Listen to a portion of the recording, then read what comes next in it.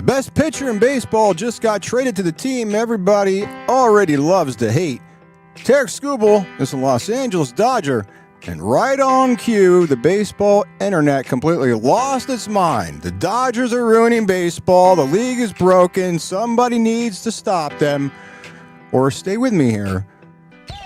Maybe the other contenders could pick up the phone, make a better offer, and act like they actually want to win a championship. Crazy concept, I know. We'll break down the trade, but first we have a loaded MLB betting board, and we'll hit the rest of the trade deadline chaos before going to Detroit for the final Rocket Classic. Get you caught up there. And this week's Bark Bet is bigger than sports. 3 pups need major surgeries, and the Off the Hook community has a chance to help out. A commissioner has earned herself a bright red nose and a seat in the tiny car as her clown of the week. And then we're taking every ounce of internet fuckery, Dodgers hate, throwing it into a blender, pouring another completely unhinged edition of Off the Rails. We'll pour that out and we'll serve it up. No brakes, no guardrails, no adult supervision. And I'm going to give you Tommy's take before we get out of here for all the lazy media personality blaming the Dodgers because other owners refuse to put their chips in the middle. Let's talk some sports, find an edge, have some fun. What's happening, everybody? Thanks for spending part of your Sunday afternoon with us here. It's Off the Hook, sports talk that pays off. As always, we are powered by Pickett. Tommy Trends here, and joining me as always, my co-pilots, executive producers, Mookie and Nash, fresh from the groomer, and they'll probably roll in something outside, but they're fresh from the groomer, ready to go. They reviewed today's rundown. They approved absolutely none of it, but they were paid in treats, so legally, we're clear for the broadcast here. A monster show today because, well, MLB trade deadline is officially on fire and took the sports world by storm overnight. And but before we get to Tarik Skubal and all the fucking buffoons, as I sit here in my Dodgers hat, I'm not going to give you the biased Dodgers take, but you people got to do better, and we'll get to that. But first, we got a loaded MLB board to get to. We'll look at the pitching, the matchups, the models, market movements, everything else that helps us find an actual edge. And then we'll go check out the Rocket Classic, get you caught up on live updates there. And Bark Bets, a little bit different this week with Bark Bets. And try to help out 3 pups from Freedom First Rescue who need our help, and we have a chance to help them out. And then we'll get you a Clown of the Week, another commissioner earning the Clown of the Week. And before we head out of here, we'll get you Tommy's take on the whole Tarik Skubal MLB trade deadline situation. That's what we do here. We find bets, we explain the edge, and then we hang out and have some fun. And look, sports isn't supposed to feel like a quarterly earnings call, so come for the bets, stay for the hang. What do you say we get to work and we take a swing at this MLB slate this afternoon? And a couple games here that kind of caught our attention. Now, a couple are already in play, but if you follow us on Pickett, all our plays are up there. You can see it. So make sure you download the Pickett app. And when you sync up a book and set up your account, put in code OTH. Come have fun with us on Pickett. All our players are posted there. They're all verified. So we'll go through a couple here for the early games that are already in progress. So the Nationals-Braves game, we took C.J. Abrams over 1.5 total basis. And look, this is the, looking at some of these models, he was projected pretty high on this. He was actually, some of the models actually project him over 3 total bases here. And the line was, over 1.5. So, we kind of like where that's sitting there based on some of these projected models.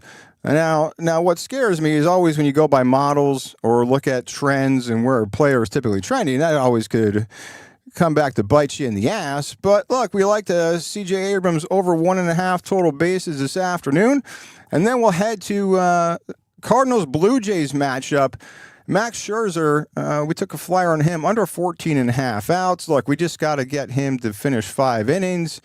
It seems like the workload here in the matchup is actually it make it a much bigger ask than what the price suggests here. And if you look at, again, some trends and some models, Scherzer's projected around 11, maybe 12 outs against that line of 14.5. So, but again, you know, the workload uncertainty, right, at this stage of Scherzer's career, you know, I also took that into account when placing this. So, like I said, when you look at some of these models and trends, it's sitting somewhere maybe 3, maybe even 4 outs under the posted line. So we like Scherzer to go under 14.5 outs this afternoon. And then we head over White Sox Rays. So we like the under here, under 7.5. You know, some of these trends have the Rays around maybe 3.5 runs, White Sox maybe 3.5. So you're getting somewhere around 7, maybe 7.1 runs projected. And again, look at the pitching matchup here. Anthony Kay, his ERA is a 3.88, and his recent form, you know, I mean, not bad, not great. And then you look at Griffin Jacks, he's checking in around a 4.05. So again, neither one of these guys needs to dominate. They both need to just keep the lineups honest and in check. And then if you look at Tropicana Field, you know, that kind of with their park factor and no wind, it kind of just seemed like the perfect environment for the under here. Now, the problem here, again, if you're looking for, you know, a red flag, the Rays are averaging 4.26 runs per game. White Sox, in recent form, recent action, they're a little over 4.5. So, again, I still think the conditions, the matchup, I don't know. Sometimes it's just a feel watching some of these teams, and it's like we keep saying on here. It's sometimes, you know, we give you guys the numbers here and you know, trends and whatnot. But sometimes it's just going to be a feel or the eye test and see how teams are playing. Just like last week when we took the Marlins in all 3 games to sweep the Phillies. Like, the Phillies are complete dog shit. And the eye test was telling me that the Marlins are going to snap that 12-game win streak. And sure as shit, that's what happened. The numbers weren't saying it, and the models weren't saying it. They were saying all 3 games had the Phillies as favorites. But again, the numbers only go so far, right? You still have to play the game. So, again, we like the under 7.5 here. All right, let's move. Rangers, Astros, another under here. A couple plays here, actually. We took the under 8.5. We also took Yordan Alvarez over 1.5 total bases, and then Brandon Nimmo under 1.5 hits, runs, RBIs. So 3 different angles to look at with this game.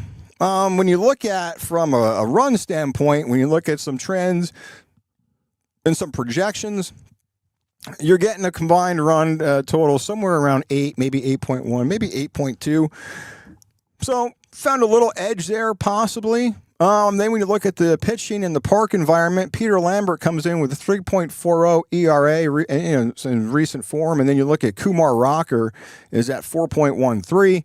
So, and then the neutral wind conditions here at that park, we're like, all right, well, you know, it seems like with the ERA and the neutral wind, all right, trending toward the under there.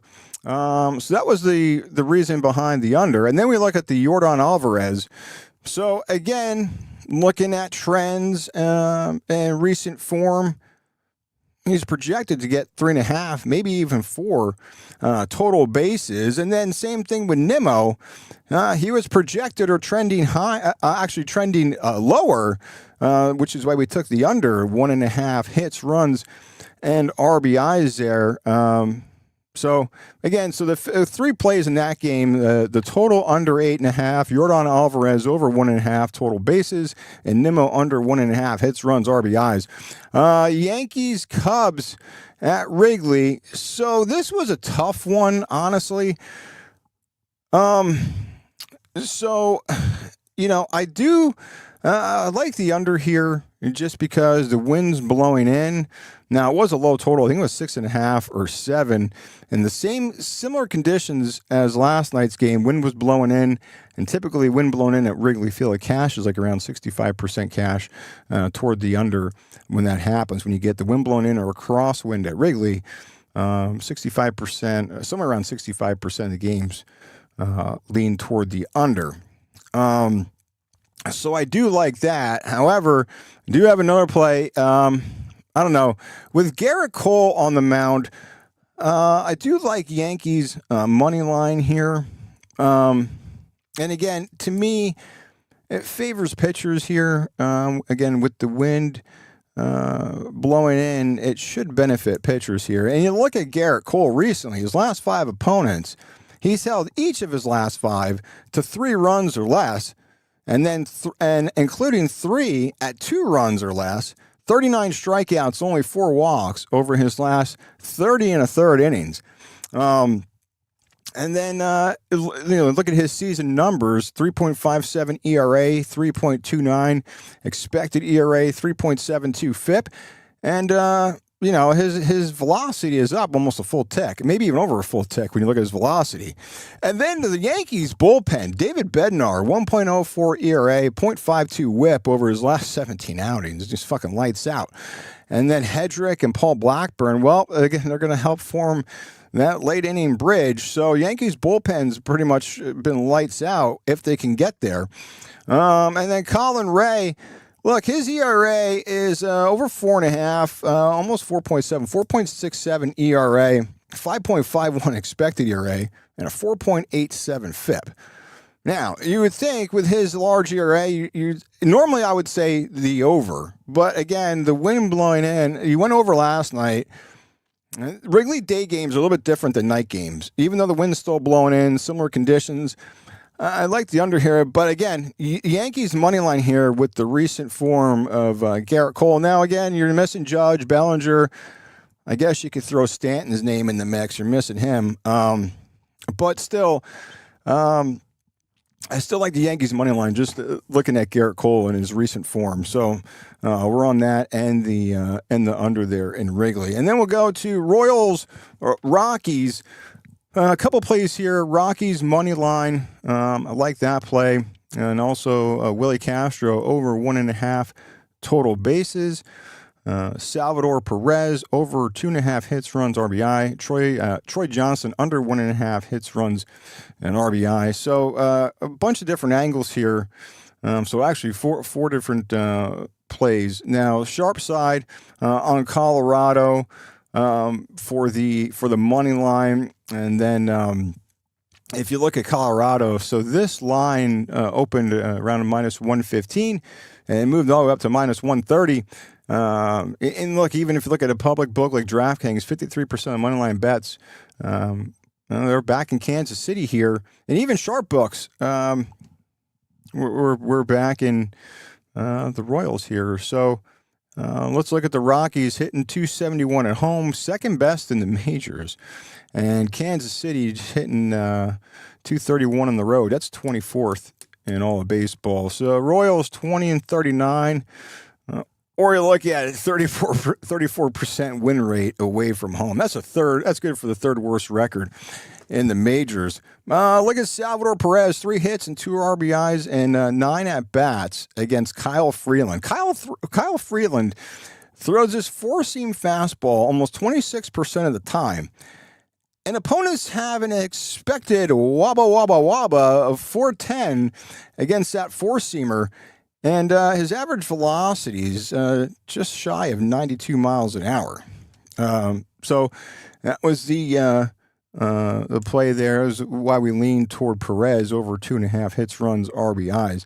And then you look at Willie Castro. Well, he has 4 hits and 10 career at-bats against Seth Lugo, including 2 extra base hits. Troy Johnston, some of these models were projecting him. So as far as Johnson, we took him under 1.5 hits, runs, RBIs. Everything that we looked at was trending down with Johnston. So we're like, you know what? We'll take a flyer on that one. So now some things to consider here, or what kind of stuck out as a red flag possibly, was Kyle Freeland owns a 7.34 ERA. So at Rockies money line, you're asking their offense to give him some help and help him cover that, because that's a large fucking number here. And as we all know, Coors Field, that is a fucking amplifier. That's basically like a bandbox. I mean, the balls just carry out of there. So, that's the obvious danger with that. And also with the Johnston under. So even though the models and some of these projections, we're saying under, it could come back to bite us. But we like those plays there in the Royals-Rockies game. And then looking at Brewers-Angels, 3:15 Eastern is the first pitch. So a couple minutes, they're getting underway. So a couple plays here. The under 7.5 and also Mizorowski under 9.5 strikeouts. It really was kind of the strikeout prop really was looking at Mizorowski's workload, right? I mean, he can look lights out, completely unhittable, and still stay under if even if Milwaukee yanks him early, right? So, and again, I feel like they're going to manage his workload as we head down the stretch here. So, again, if he gets yanked early, there's a good possibility he hits an under 9.5. And then as far as the game, when you look at some of these projections, they're projected out to be a little over 7 runs, and we took the under 7.5. Now, going back to Mizorowski, his ERA 3.27, and Walmart Urena sits at 3.24. Look at Mizorowski's workload. He's already thrown 120 innings this season after totaling 141 in the third innings across the majors, minors, and playoffs all of last year.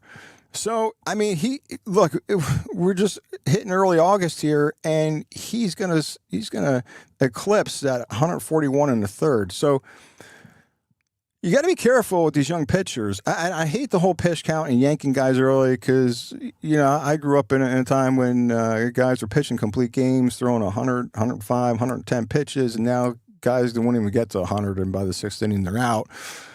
They're even pulling guys that have a no-hitter. But again, his workload is something to look at, especially as we head down the stretch. So, and then him being scratched from his last start, skipped the All-Star game because of arm fatigue. And then his first outing back from the All-Star break, he got pulled after only 4 innings. I mean, he was hitting 103, 104. I think he might got up to 105 on the gun. Still getting guys to whiff. And, they pull him after 4 innings. So, now, if you look at the strikeout, his season strikeout is 13.88 strikeouts per 9. I don't know. I just feel like he's gonna pitch less and less as we head down the stretch here, and they're gonna decrease his workload here. So, even though he's got crazy, ridiculous stuff, and they let him work. Even if he gets 5, maybe 5 1/3, maybe even gets 6 innings, I still think he's still going to be trending under that 9.5. But we'll see. But we like the number. We took the total under 7.5 and Mizorowski under 9.5 strikeouts. And then we roll to the Tigers out there in Sacramento at that bandbox ballpark with the Sacramento A's at Sutter Health Park. Now, normally that park has trended over this season. However, we took a flyer on the under. Just looking at some projections. And you look at Kiter Montero, his ERA 3.63 recently. And then their park factor, when you look at that in that environment, is 0 wind expected there, or very little wind. So their park factor is pretty much neutral here, right? He's averaging 4.3 runs per game over the recent span here. And then we also took Kevin McGonigal over 1.5 hits here. Now, the Tigers rookie, he leads the Tigers with 118 hits while batting around 290. And he's cleared 1.5 hits in 3 of his last 5 games and 7 of his last 10, including 3 hits against Oakland yesterday, or I should say Sacramento. Now, one thing to consider here is Gage Jump's ERA is absolutely fucking atrocious. 6.25 ERA. So, that could be the one thing that totally lights this under ticket on fire. Now, and also looking at Kevin McGonigal, his plate discipline and high walk rate can reduce his official at bats. So we still need 2 hits to cash the prop, but we still like that though. Over 1.5 hits for McGonigal, and we do like the under, but I think the wild card here is Gage Jump. So we're putting all our chips in that Jump is going to come out and be somewhat more efficient than normal today. So hopefully both those will cash. And then we head to the Twins-Mariners matchup. Now, this game, like the under here, this is the 4:10 Eastern first pitch. So if you look at some projections, Mariners a tick over 3 runs a game, and then the Twins about 3.3, maybe 3.35, 3.36, somewhere around there. So you look at the combined projections, they're under 7. So we like the under 7.5 here. Now, pitching matchup, you get George Kirby. Recently, his ERA 4.0 ERA. And then Taj Bradley sitting at 3.68. And then look at Bradley. I mean, he's delivered 4 quality starts in 6 July outings. Held hitters to a 1.89 average over 37 innings. And then, look, T-Mobile Park is probably one of the most pitcher-friendly parks. The park factor... And when you look at that and look at those numbers, it's one of the strongest, if not the strongest, run-suppressing parks in all Major League Baseball. Now, things to consider, even though we still took the under, Cal Raleigh, he's tagged Bradley for 2 home runs, 3 walks, and 6 career at-bats. But again, with that park factor and all season, that's been a pitcher's ballpark at T-Mobile Park. So we like the under there, Twins-Mariners this afternoon. And then we'll head to the night game. Chavez Ravines, Red Sox and Dodgers. Red Sox looking to sweep the Dodgers. And we'll get you a Tommy trend on the Red Sox. Red Sox 21-4 in the month of July. Best record in baseball. Red Sox are still in a fucking tear. Red Sox took this series. Tonight they could go for the sweep.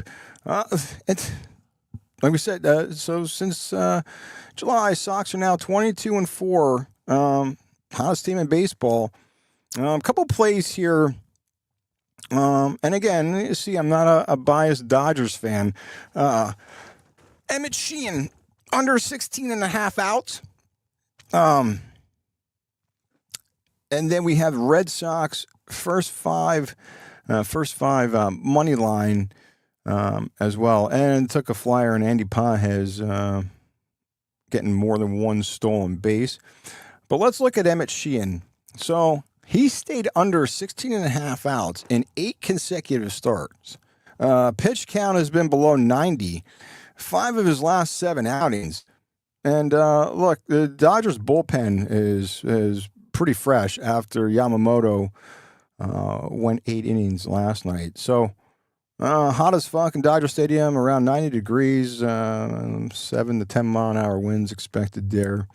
But I think Sheehan, that's under 16.5. I like that number there just because 8 consecutive starts, he's went under. And you look at Jake Bennett, his ERA, 2.74 ERA, 3.08 expected ERA, and a 3.28 FIP over 65 and 2/3 innings.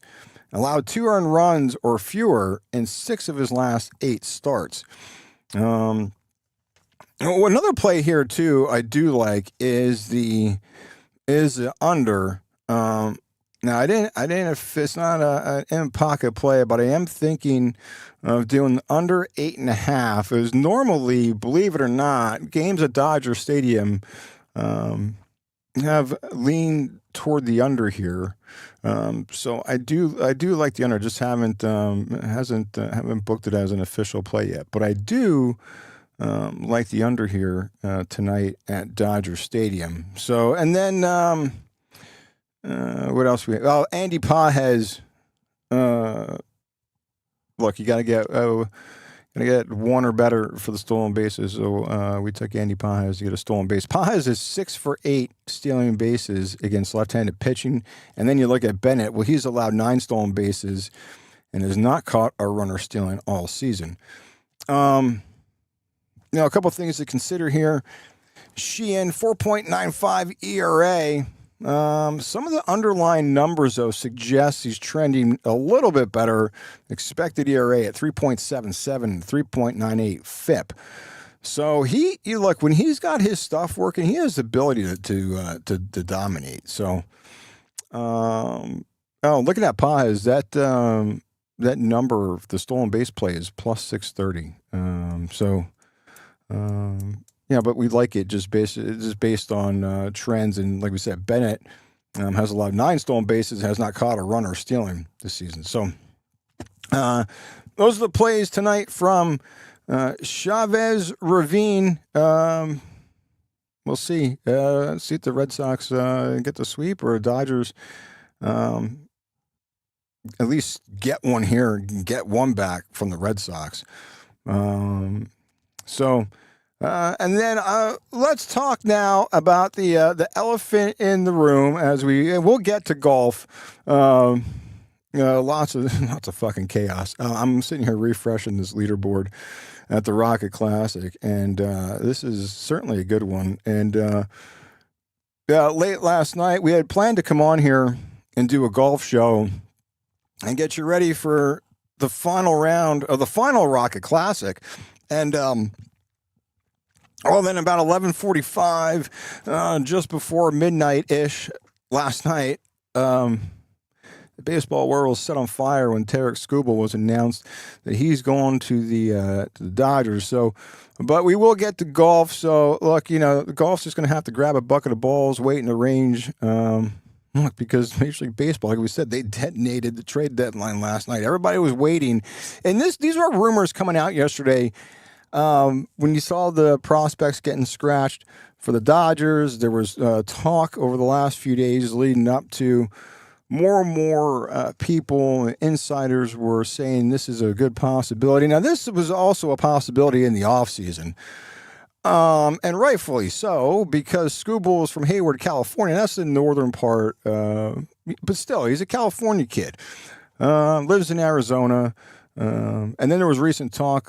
Bob Nightingale had reported that there had been talks that Skubal, the Dodgers were Skubal's first choice, which may have scared some teams off, and maybe backed out because they feel like maybe they weren't going to be able to re-sign him. But look, let's break this down because I'm about to lose my fucking mind over the lazy takes of all these fucking people on Twitter and fucking social media and just being fucking lazy. So, and this isn't coming from a biased Dodgers fan. Listen, baseball is my all-time favorite sport. And I don't want to see a work stoppage any more than the next person, right? But the Dodgers are not the cause of that, and we'll get into that. And if you think they're the cause of it, you're a fucking moron, and you should probably do some homework before you start spouting off that the Dodgers are causing a lockout. It's just mind-blowing. The people don't have any fucking common sense, and they're just doing a lazy take, and they're just, ESPN, the rich get richer, the rich get rich. This was a fucking trade. And let's look at this trade on the screen here. So they got the Tigers get Zaire Hope, River Ryan, and Brady Smith. Okay? Now, if you break this down, okay, I'm going to give you some stats here. So first of all, the players that were dealt for Skubal, okay, were acquired by the Dodgers via trade, okay? So the Dodgers got Zaire Hope, an 11th round pick by the Cubs from Michael Busch. The Dodgers got River Ryan, an 11th round pick by the Padres for Matt Beatty. Matt Beatty isn't even in the fucking majors anymore. And, well, what the Dodgers do, they went and shipped them to the Tigers. So this isn't, look, this isn't like the Dodgers just went and stole the guy off the free agent market, and who cares if they did? They didn't do anything illegal here. I don't care if this would have been the Yankees or any other team that would have did this. Look, it's a business. It's about winning. Put all your chips in. Stop playing scared. Phillies, Yankees, Brewers, you're all playing scared. Rays, you're all playing scared. You want to win or you don't or not. That's what it comes down to. And if it's a 3-month rental, well, so what? If it gets you a championship, so what?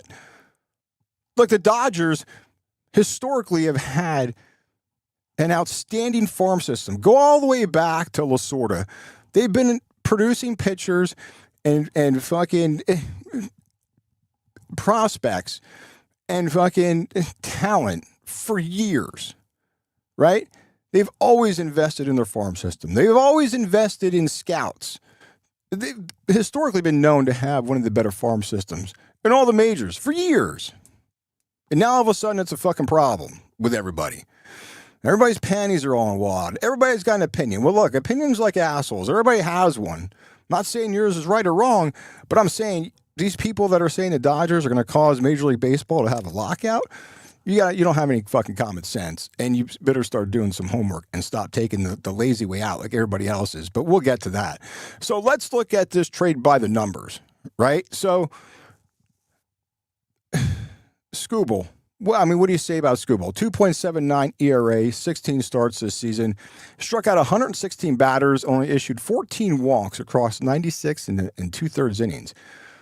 And he's had, what do they call it, the Skubal scope with his elbow. He's had bone chips that were removed in his left elbow in late April. I think he was pitching, I think the correct procedure is like a nanoscope procedure or something. Look, he was literally pitching, I think, within like 6 to 10 days after he had the scope. His ERA during July was 2.03. I mean, he didn't just come back from this scope to clear up loose particles in his elbow. He came back to Tarik Skubal that we're used to seeing. I mean, 2-time Cy Young winner. And if you look at his dominance from 2024 through 2025, he was 31-10, 2.30 ERA, recorded 469 strikeouts across 387 and a third innings. The Fangraphs, if you look at those numbers, 12.6 Fangraphs wins above replacement. That led every major league pitcher during that stretch. I mean, it's a pitcher who's been operating at the top of the sport. And now you look, well, the Dodgers' new rotation, this is what it's going to look like. Right? I mean, it's just like fucking murderer's row. If they're healthy. Look, getting Skubal doesn't buy you a championship. Makes you better. It gives you a better shot, but you still got to play the games, right? Look at this series with the Red Sox. The Red Sox come in and take the first two at Dodger Stadium. I mean, anything could happen in the playoffs, especially in a short series and an opening round. You get down, you get down 2-0, you're in a lot of trouble. So it doesn't mean automatically they're going to be hoisting the trophy in October. But that's a pretty damn dominant lineup as Skubal is your number one. Now, it takes the pressure when you have Skubal, Yamamoto, and Snell, and then Glass now, and then you're either going to get Ohtani, depending on his knee, or you're going to get fucking Robleski as your fifth starter.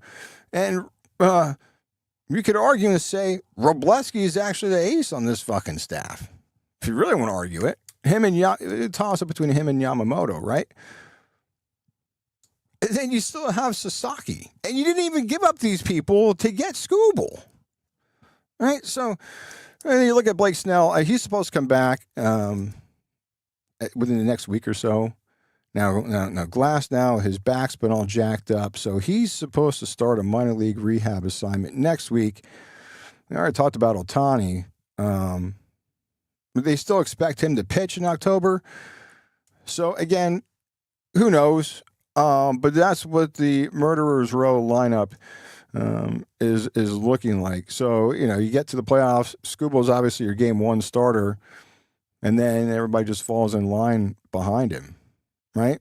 So, then look at the Tigers clearly didn't meet expectations this season. I mean, they were expected to compete for the American League Central.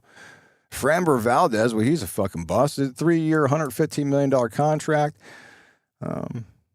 and still hung on to Skubal. I mean, there was talks already in the offseason last fall. As soon as the season ended, there was talks, and even at the winter meetings, there was a couple reports that the Dodgers were going to get something done, and they didn't. And other teams were in the mix too, and nothing happened.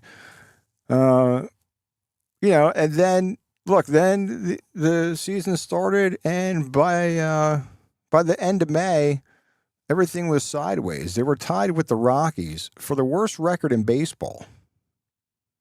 Now, they did turn around, won 28 of their next 46 games. And then the question over the last few weeks was, what are the Tigers going to do?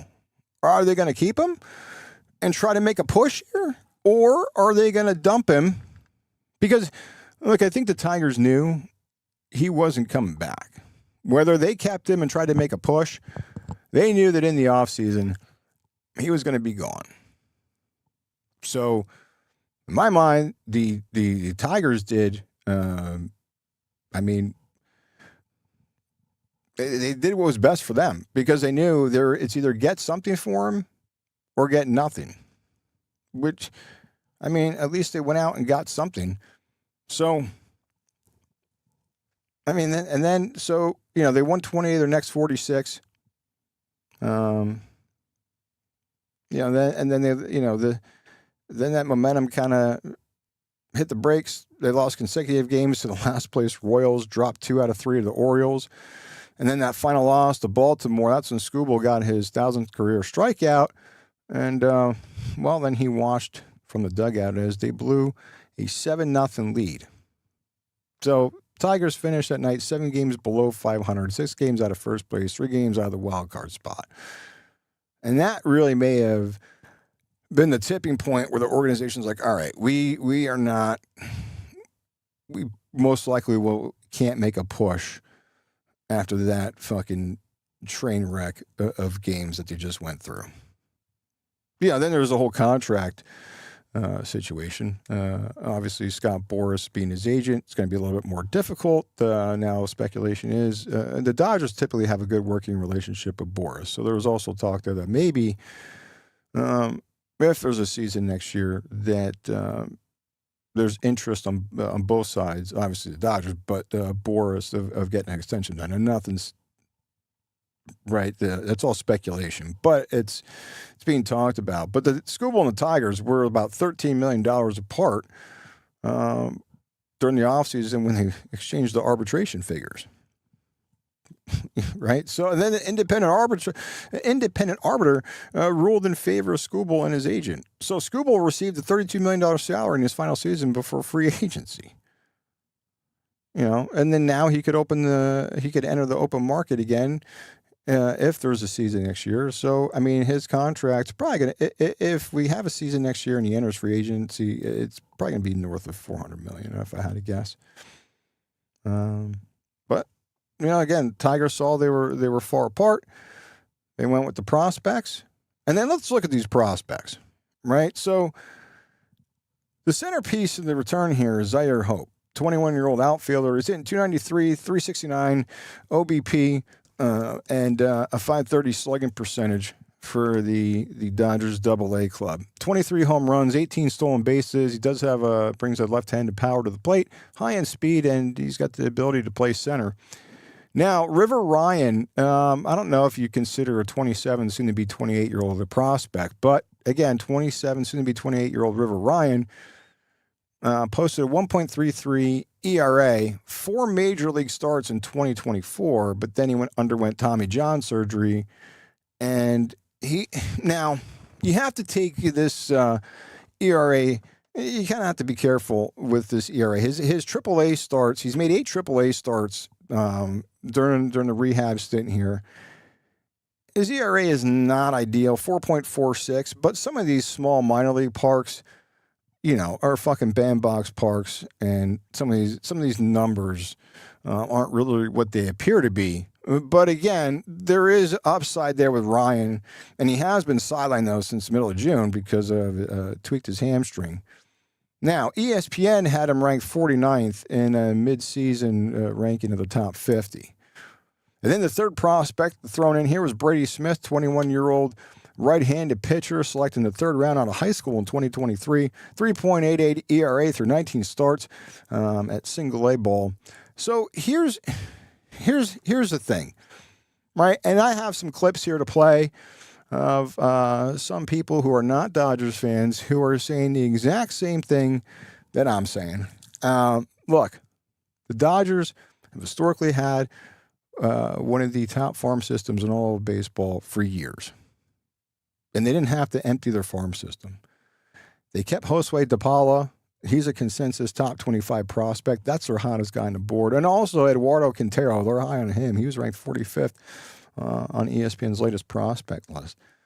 And then they didn't even have to give up Robleski, Sheehan, or Sasaki. Now, Sheehan, maybe you move him in the offseason. My opinion was Sasaki. I've been saying this all season long on here.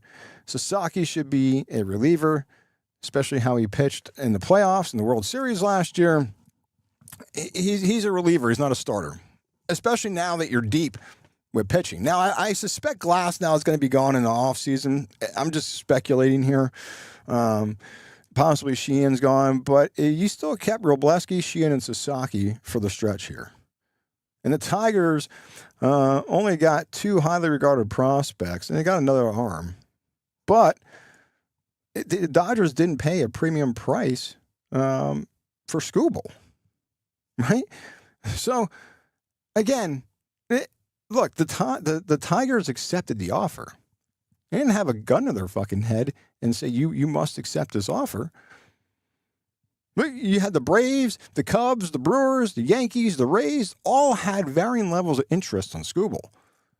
Brewers were probably the strongest alternative because of the depth of their prospects. You can actually, I would even say, the Brewers probably have the best prospect, best farm system in the majors.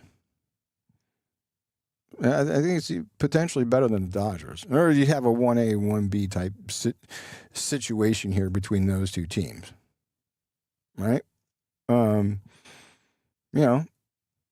But it seems like, these other executives seem that the Dodgers, especially the last few days, emerged as the favorites throughout the process. But here's the thing, look, why didn't they, and I'll give you a take before we get out of here. I'm not going to get into that. But look, these other teams could have picked up the phone. This deal was not a sexy deal by any means. Not saying the Tigers didn't get good value. But, I mean, you mean to tell me the Braves, the Cubs, the Brewers, the Yankees, the Rays, maybe even throw the Phillies in the mix, but they're probably not, I'm telling you right now, the Phillies ain't even making the playoffs. You can book that. That team's trash. But they didn't throw their hat in the mix. They didn't have anything better. I mean, look, these prospects, right, weren't even the top 2 or 3 highly regarded prospects in the Dodger system. You could say they maybe been 3rd, 4th, 5th in their system. Now, in other team systems, they would have been probably their number 1 prospect, right? At least, looking at it, I'd say maybe not Brady Smith, but Zaire Hope and River Ryan. Like I said, it's debatable of 27, 28-year-olds a prospect, but nonetheless, now Brady Smith, I don't know if you consider him a top 5 prospect, maybe top 10. It's all based on potential, right? But again, on paper, looks great, but like we said earlier, it doesn't guarantee anything. October does not care about your payroll, your projections, or how terrifying this roster looks in July, August, and September. You still need Snell, Glass now. Ohtani, I don't know. I'm okay with Ohtani just DHing her. I'm okay if he doesn't fucking hit the pitch at all. And Skubal had his elbow scope. He had loose particles. Even though he came back and he's looked great since he's come back, is that going to hold up? Yeah. And we said the postseason. Look, that first round, if you get cold, at the wrong time and hit a cold streak, this whole thing could blow up and be up in flames. But if they get to October healthy, I mean, they could just run right through teams. A couple other things. The Dodgers entered this deal with the highest run differential and the second best record in all baseball. And, their owner came out and said that they're not done, that they're still trying to make moves here before tomorrow's deadline at 6:00. And he said they want to make it that no team wants to play the Dodgers. Is basically what he said. So they're not even done. So who knows? Maybe Eric Lauer, who they picked up recently, and he's been decent with them of late, maybe he gets moved. There might be pieces moving here. I mean, the owner said they're not done. And I'd be shocked if they are done. It's not going to be anything huge, but I could see some pieces being moved. Look, I mean, the move, it makes the mission pretty clear. They're not the Dodgers aren't protecting their future at the expense of the present. They're trying to make history now and win 3 straight World Series championships. First team in National League history to do it. First time it happened since the 98, 99, 2000 Yankees. And even when people were banging on the Yankees during that time, I don't think that was warranted either. Look, it's a business. You want to win or not? It's like fucking Ricky Bobby said. You're either first or you're last. Or if you ain't first, you're last. Whatever the fuck he said. You want to win or not? That's what it comes down to. Right? So, let me play a couple of these clips before we get to golf. And lots of shit is, this leaderboard is just fucking moving all over the place. But let me get you a couple of clips here on this.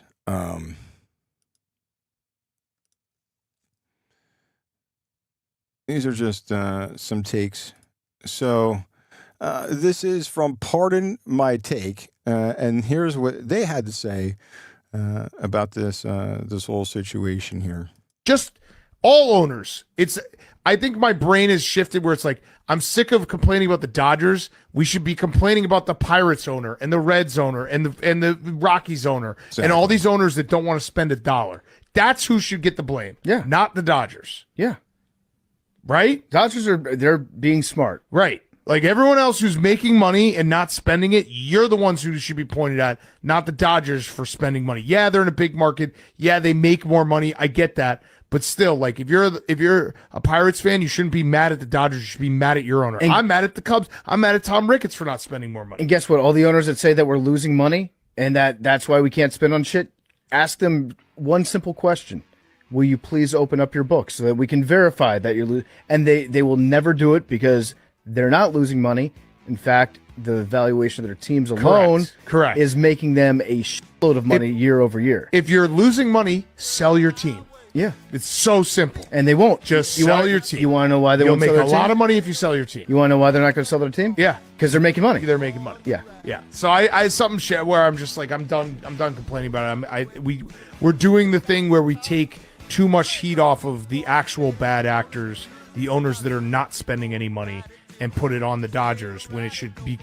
Yes, the Dodgers are spending a lot of money, and yes, it sucks if they win every single World Series. But the real problem is all these fucking losers that are not spending enough money and making money hand over fist. And I put Tom Ricketts in that category. So I'm in the category of blame your owner, not the Dodgers. If you're even wavering about what I just said, think about this: the fucking Angels, who are such like pieces of shit, had Shohei and Mike Trout, and they didn't make the playoffs. And Rendon. Yeah, they paid Rendon too. But like that tells you that like. Don't be mad that the Dodgers are just doing it better than everyone else. Yeah. Yeah, you want some more? Here. All right, so Tarik Skubal is now on the Dodgers, and now everybody's bitching and moaning that baseball is broken. And all the Tigers get back number 5, number 7, and number 17 prospect. And it's over. They have a fucking 40% chance to win the World Series on Kalshi. But honestly, I'm actually not mad at the Dodgers right now. The first guy I'm mad at is this bastard, this penis, the Tigers owner, Chris Ilitch. Because the MLB trade deadline is Monday at 6 p.m. So why the fuck would you trade Skubal on Saturday night? Why the fuck would you not make a bidding war, you dumb fuck? And I get it, Skubal is a rental, so you're not gonna get that much. But I can't understand for the life of me why a team like the Brewers wouldn't beat that offer. Maybe because their owner's a gutless pussy. Yeah, why would you want to pair the Miz with Skubal? And we know baseball is broken because the salary cap is complete bullshit, even though the Mets is still 20 under. But don't sit here and tell me baseball is broken because of this trade. Because any team, and the Tigers are fucking insane, but any team could have stepped up and gave a good package for the best pitcher in baseball. But all these owners are gutless, spineless pussies. Yeah, you still want to blame the Dodgers? I got one more for you. Every team had the opportunity to outbid the Dodgers. And I think that's where things get a little bit misunderstood from a fan's perspective. Everyone that isn't a Dodger fan is upset at the Dodgers for what they did. But every other team had the ability to go out and outbid the Dodgers for Tarik Skubal's services. So there's not a lot of blame to be put on the Dodgers. I think there's a lot of blame to put on all the other teams in baseball. Ultimately, the Dodgers do what the Dodgers do. They go out, they want someone, they put a package together, and potentially it was the best one. Or, like you said, there is this something happening behind closed doors, and this is going to be the biggest talk. This is going to be the biggest story for a long time. And God forbid if the Dodgers go out and three-peat this year, it's going to be a long time before we see baseball again. Every team had the opportunity. All right. So here's how the Dodgers look. The roster: 50 All-Star appearances, 19 Silver Sluggers, 9 Gold Gloves, 6 MVPs, 4 Cy Youngs, 4 ERA titles, 3 Reliever of the Years, 1 pitching Triple Crown, and 1 batting title. That's what makes up the Dodgers lineup. And then we told you here, this is, 11th round pick. It was Hope was 11th round pick by the Cubs for Michael Busch, and Dodgers got Ryan, who was 11th round pick by the Padres for Matt Beatty, who is no longer in the fucking majors anymore. Do I have one more? What else do I have? Oh, here we go. Let's look at how this all came together here, right? Mookie Betts traded, because the Red Sox were cheap with their extension. Braves chose Olsen over Freeman. The Angels refused to win around Ohtani. Yankees wouldn't pay Yamamoto more than Cole, and already vetoed a Pages trade. Rays didn't want to pay Glass. Now the Cardinals gave up on Edman. A's designated Muncy for assignment, and now look, the Tigers refuse to pay Skubal. So these baseball GMs, as you can see, make a strong case as it's not the fucking Dodgers' fault. And how about we get one more from Hogdale, aka Peter Griffin lookalike? Listen to his fucking take and see if you still want to blame the Dodgers. And if you do, go ahead, but you're fucking retarded. So the Dodgers traded for Tarik Skubal. What the fuck, bro? I called this. I mean, so many people called this. I'm not unique in calling this. Where it's just like, yeah, it makes sense. The Dodgers, like, it seems like their prospects are forever overvalued by most prospect ranking systems, by other organizations in the sport. They don't care about giving up futures. So obviously, to me, they made the most sense to go get Skubal. Here's the thing, though. I think per Baseball America, like, the Dodgers, like, gave up, like, a basically Zaire Hope's the best prospect in this deal. It's one top 50 prospect. I'm looking now at the other teams in baseball. It's a trade. This is not free agency where the Dodgers, where they gave Kyle Tucker that fucking absurd contract in order to secure his services. I'm looking at a team like the Milwaukee Brewers so sideways right now. I'm looking at a team like the Tampa Bay Rays or any other contender who needed a starter or who wants to win a World Series so fucking sideways right now. You mean to tell me the Los Angeles Dodgers are the only team in this sport that wants to win a World Series? It's just them? Because I've seen people say, oh, well, hey, idiot. The Brewers they need those prospects. They'd replenish that talent. Do you want to win or not? Do you want to win a World Series? Do you want to push your chips in and try to win or not? Yeah, your Brewers model. Wow, so fucking awesome. Let's prospect horde and go get fucking demolished early in the playoffs again for the 80th year in a row. Yeah, go be a fucking burnout in the divisional series again, you losers. Like the Rays. That's a team where they've made it to the World Series multiple times, but what sinks them in the end? It's a lack of star power. You could have gone out and gotten Tarik Skubal to pair with, like the group of scrappy pitchers they have on their staff and, like, in the bullpen or whatever. And, like, you have the star power offensively with a guy like Junior Caminero leading you offensively. You could have made that push forward. Maybe this could finally be your World Series here. But instead, you're like, what? You're a fucking coward. You're telling me the Dodgers are the only team that is willing to put chips forward to try to win a World Series. It's so deeply upsetting. It's irritating to think about. People keep talking about the lockout. To me, this changes nothing in regards to the lockout. The lockout was always going to happen. Games getting missed was always going to happen.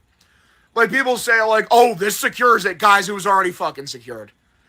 This changes nothing in terms of where we were actually sitting going into a lockout. I just look at so many teams in this league and how they're run. And, like, where like people say analytics or fucking prospect hoarding gets you. I hate the unwillingness to take a big swing, to try to win. It's 3 months of a player. It's increasing your chances of winning the World fucking Series. That's the goal, asshole, is to fucking win it all. One team has balls and apparently no one else does, and that's disappointing for this league. That's where I'm sitting at with this. Bye. I mean, right, so you still think the Dodgers are going to cause a strike and the Dodgers are the fucking evil empire? They just made a case. Nobody offered anything better than what the Dodgers did. They could have picked up the phone. They could have made the offer. But again, the lazy take is, oh, the Dodgers are ruining baseball. Shut the fuck up and fucking do some homework and do better. And come with a valid argument instead of following the trend.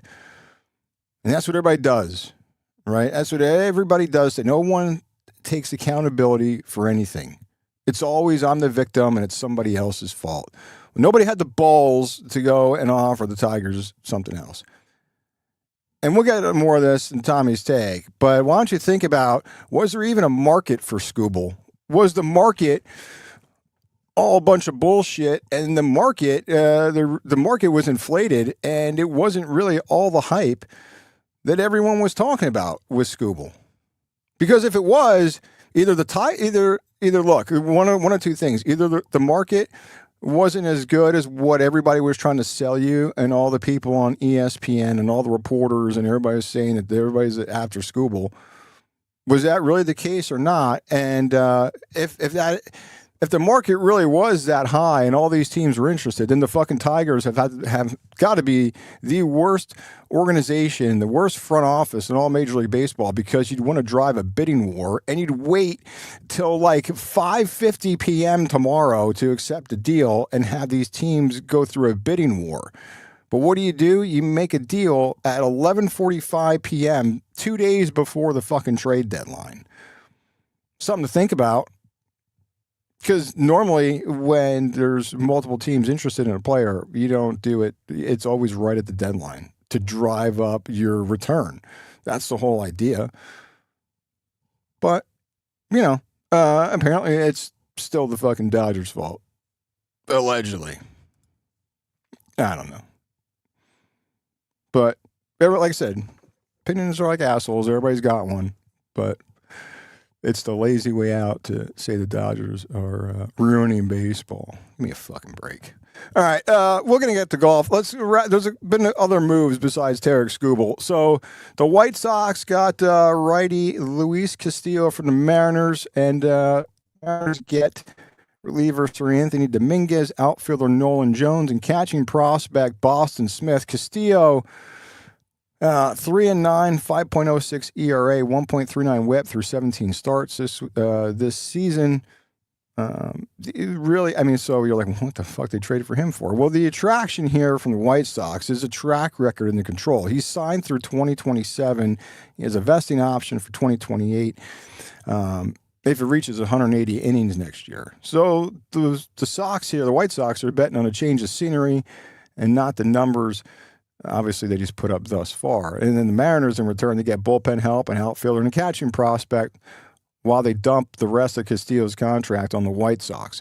And the Braves making some moves. They acquired outfielder Lane Thomas, left-hander Bailey Falter from the KC Royals. The Royals received right-handed pitching prospect Lucas Braun and left-hander Carter Holton.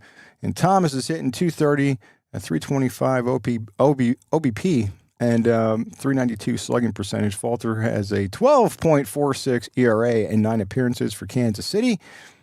This is basically just the Braves adding options, not trying to plan a parade route here. But again, they're looking at the upside there of Falter, and again, change of scenery for him because, like, the Royals are just fucking terrible. So maybe a change of scenery will do him good.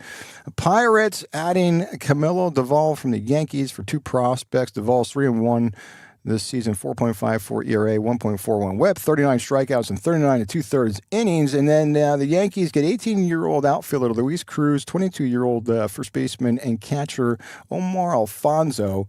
Basically, what the Buccos did is they just added a bullpen arm. Maybe somebody should check where the front office calendar is upside down. Oh, God, these fucking teams.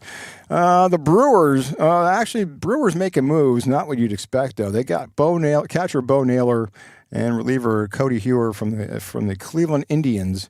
And the Indians get Craig Yoho and outfielder Blake Perkins. Naylor was assigned to AAA Nashville. He's hitting .225, 344 OBP, and 438 slugging percentage in AAA Columbus. And Hewer has a 3.46 ERA, 26 appearances this season. And now the move here, there's speculation, and there's this recent chatter from as late as like noon. So there's speculation that the Brewers could deal backup catcher Gary Sanchez, 8 home runs this season, 790 OPS for him.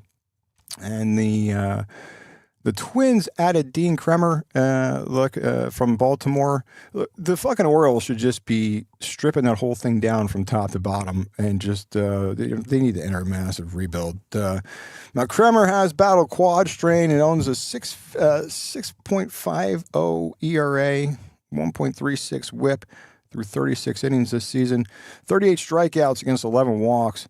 And look, they're buying a rebound or a bounce back here is basically what the Twins are banking on. They're not paying for what that stat line looks like today. Now, a couple things on the watch list that I've picked up on. Luis Arias, apparently the Rays, the Rangers, and the Philadelphia Phillies are showing interest. They're out of it anyway. Who cares? Arias, 3-time batting champion, and currently leads the majors with a .328 average. Now, he will become a free agent after the season, and he's pretty versatile. He can play first, second, third, and left field, although, reports are saying the teams prefer him to play second. The Yankees would also like to take a flyer on him, but look, you got Jazz Chisholm eating lollipops and playing second base for the Yankees. So, look, you're going to get elite player here. A question is, which contender is going to make this defensive fit work for them? I don't know. We'll see if he gets moved or not. Now, allegedly, the Red Sox called about Ellie De La Cruz, and the Reds pretty much hung up the phone and said no. So they weren't buying what the Red Sox were selling for Ellie De La Cruz. Apparently, the Reds want young major league players rather than a prospect-only package. De La Cruz, 24 years old, 3 years of arbitration eligibility remaining after this season. So the Reds have really no urgency to move him unless the price is right. So he's hitting .279, 358 OBP, a .508 slugging percentage, 18 homers, 48 RBIs, 20 stolen bases. Look, hey, give the Red Sox credit. They shot their shot, but Cincinnati was like, no thanks. But hey, at least they picked up the fucking phone Unlike all these other fucking pretenders that claimed they were in the mix for Skubal, but highly doubt that they were. Now, some other watch list names here. The Angels scratched Jose Soriano from yesterday's start, and they specifically cited approaching trade deadline. So Soriano's 9-6 with a 3.29 ERA, 127 strikeouts, and 123 innings this season. The New York Mets that are a dumpster fire. Clay Holmes said he expects to make another minor league rehab start unless he's traded first. So Holmes has a fractured fibula and can opt out of his contract after this season. And yeah, let's talk about the Mets for a second. The miserable Mets, or Mets is also known as my entire team sucks. The Mets, reminder, they have the highest payroll this season in the majors, and they're like a fucking gazillion games from a playoff spot. So does that money clearly doesn't buy championships. So remember that when you want to bang on the Dodgers, who got a trade, by the way, not signed a free agent in Skubal. And then the Mariners also have been talking about moving George Kirby and Emerson Hancock. Kirby is a 3.98 ERA. Hancock is a 3.26. Look, so they're still starting pitchers on the board, and some of these contenders, some always say, I need more. So we'll see. We'll see what happens here as we approach tomorrow's trade deadline, 6 p.m. Eastern time. The Dodgers do more, or are they done after Skubal? I don't know. Any others teams emerge as a possible contender? Or are they all just pretenders and just blowing smoke and creating false hope for their fan base? I don't know. I guess we'll find out. But quickly move to golf here and get you caught up on the final Rocket Classic from Detroit Golf Club. And I've been glancing at this leaderboard here because it's just shifting. I mean, so right now, so there was forecasted storms today, and what they did is they pushed the tee times back to I think it was almost noon, right before noon. The first groups went off, and they did split tees. They went off in groups of 3 because of the weather situation out there in Detroit. So right now you have a 4-way tie for first. Michael Thorbjornsen, he is currently all these guys are 15 under. Thorbjornsen, Xander Schauffele, Davis Riley, Rasmus Højgaard, all sitting at 15 under. Now Thorbjornsen he's on 14, Schauffele's on 13, Davis Riley and Højgaard are on 12, or they're moving to those holes. They just finished 13, 12, and 11 respectively there. So they're moving to the 14th, the 13th, and the 12th hole. And then you have a pack chasing them. There's 4 guys at 14 under: Michael Kim, Ventura, Chris Kirk, and Michael Brennan, who was your leader early on, but still right there, but dropped 3 spots today. And then behind them, Matsuyama, Cantlay, Cam Young, 3-way tie. They're all 13 under. And then behind them, Davis Thompson, Ryan Gerard, Matt Wallace, Doug Gim, Keegan Bradley, Sungjae Im, Rico Hoey, Ricky Fowler sliding. Ricky Fowler dropping 12 spots today, so Fowler not going to get it done. Took a flyer on Fowler today, plus 1,200 on FanDuel. He was only 3 shots back when he started, but he shit the bed, so that's cooked. Now, I do have Fowler for a top 20, but no, not as good a number on that. But again, Fowler dropping 12 spots today. So he will not be getting it done because he is headed to 13 as well. So he's not making up.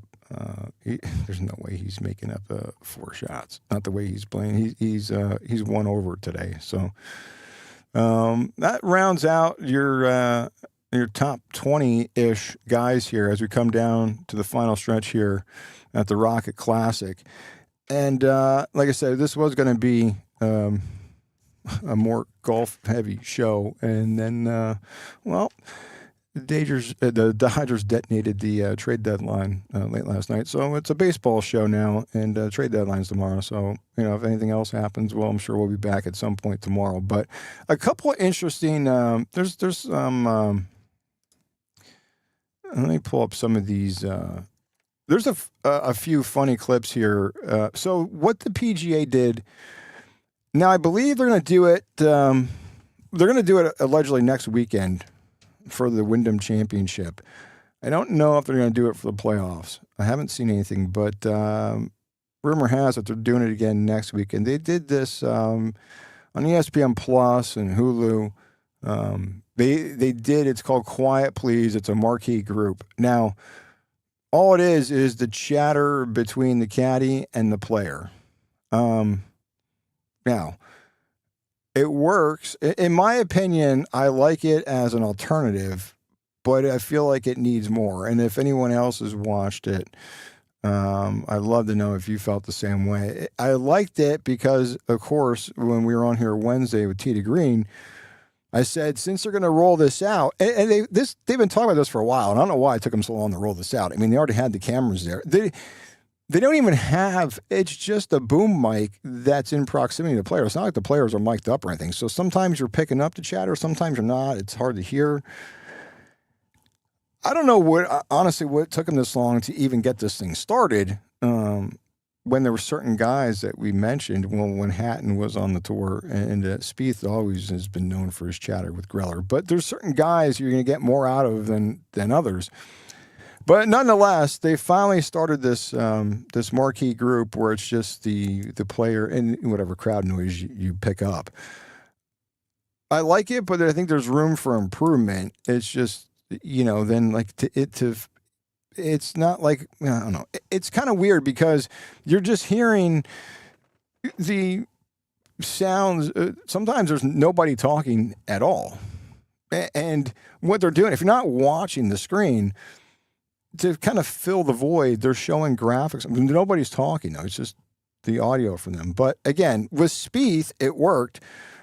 Here's a couple clips from Spieth. I mean, this is kind of pure gold here, and this is what we were expecting. The second clip's actually better, but here's some audio from Spieth with this marquee group shit. Hook 'em horn! More right! Don't hit a tree. That's a tree. So I think I'm just playing it over just left of that person. Okay, yeah, it's a little more there. That's closer to. But I'm just saying, I don't think, I mean, it'd have to be so perfect at the hole because it's crowned. Yeah. That's closer to like 52 on her. For him. Has to get. Yeah. It's obviously less, the more left to right. Touch off the left. A little hurt off the left. Yep. Oh, turned it over and flew. Sit down. Holy, sit down. Settle. Gosh, no. It's way deep. That's the spot we said we can't go. Give him house, B. Can you hold some momentum for one fucking shot? Trying to get it to where it'll go left so it doesn't go down the right or the left. like 4 feet left. I'm trying to go at it to where it'll run to the left. Yeah, stay up.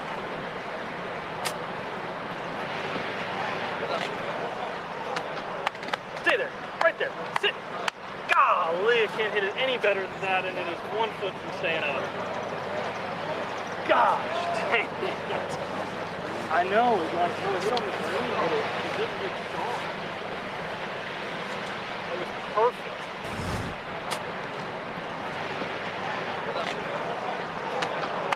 Stay there. Right there. Sit.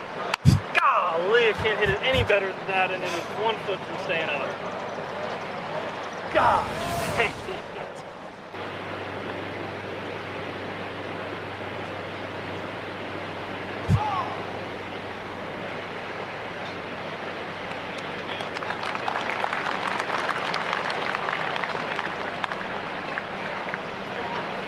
Now, here's the more entertaining clip of Jordan Spieth, and this is actually pretty fucking hilarious.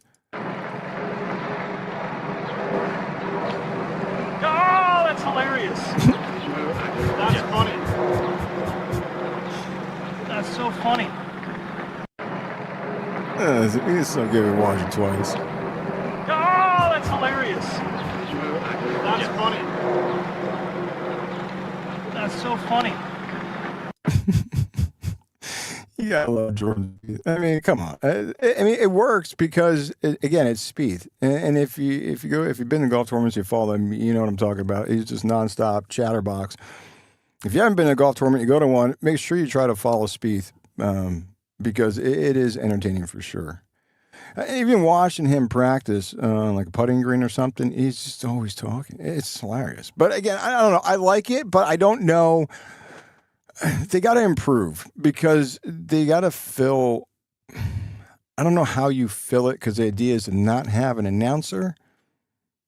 But it's like if you're not, the graphics they're showing are great. It's showing you stats. But if you're sitting there, I don't know, doing whatever, sitting at work listening, or you're mowing the fucking lawn, or whatever the fuck you're doing, you don't even know. Like there's groups that were on there that you didn't even know until you heard them hit that they were even on the tee box or hitting an approach shot or whatever, or even on the green putting, because some of these groups are just really quiet.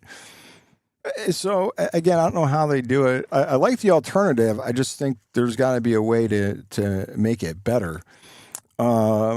This was funny. This was, I think, it was this Friday or Saturday. So this is Ryan Gerard. Most of us could probably relate to this. Almost gets taken out by his own ball. This is pretty hilarious. Boyman was great to see. That's tough to see, Justin. I mean, It's like a much higher lofted club here, and now he's just trying to get this one in play.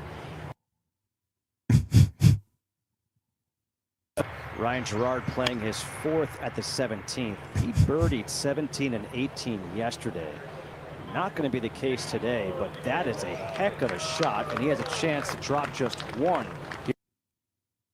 I mean, it's a pretty good recovery after almost knocking yourself out with your own ball. And that right there is an incredible bogey. That's fabulous. I mean, the only, I mean, you got a bogey after nearly knocking yourself out with your own ball. That's pretty damn good for Ryan Gerard. So right now, again, still Thor Bjornsson, Davis Riley, Rasmus Højgaard are all tied for first. What the fuck happened to Schauffele? He must have. Where the fuck is Schauffele? What happened to him?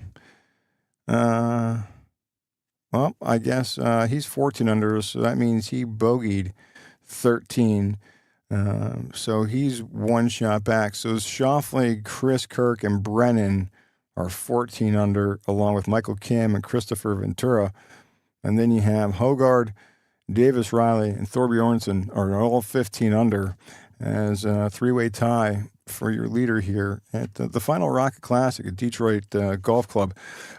Some live golf news before we get out of here and get you a Tommy Trend, then we'll get you Bark Bets Clown Week, and we're going to go off the rails because it feels like we haven't done that for weeks, and there's a lot of fuckery on the internet. But so this live golf reboot 2.0 looks more and more like this is going to happen. There's multiple reports, multiple live golf insiders that they are going to file for. This was rumored a few weeks ago, but now it's expected for Live Golf to file bankruptcy in the upcoming weeks, and in order for them to restructure the contracts and deal with the mounting pile of debt that they're under. Now, this is where it gets interesting because players like Rahm, who have this outstanding contract money, have reportedly been approached about equity offers in this reboot of Live Golf 2.0. So basically, the players would become majority owners if they secure new funding. So, and Rahm is the biggest piece of this whole situation because he's really still owed a massive amount of money from that deal he signed just before the 2024 season.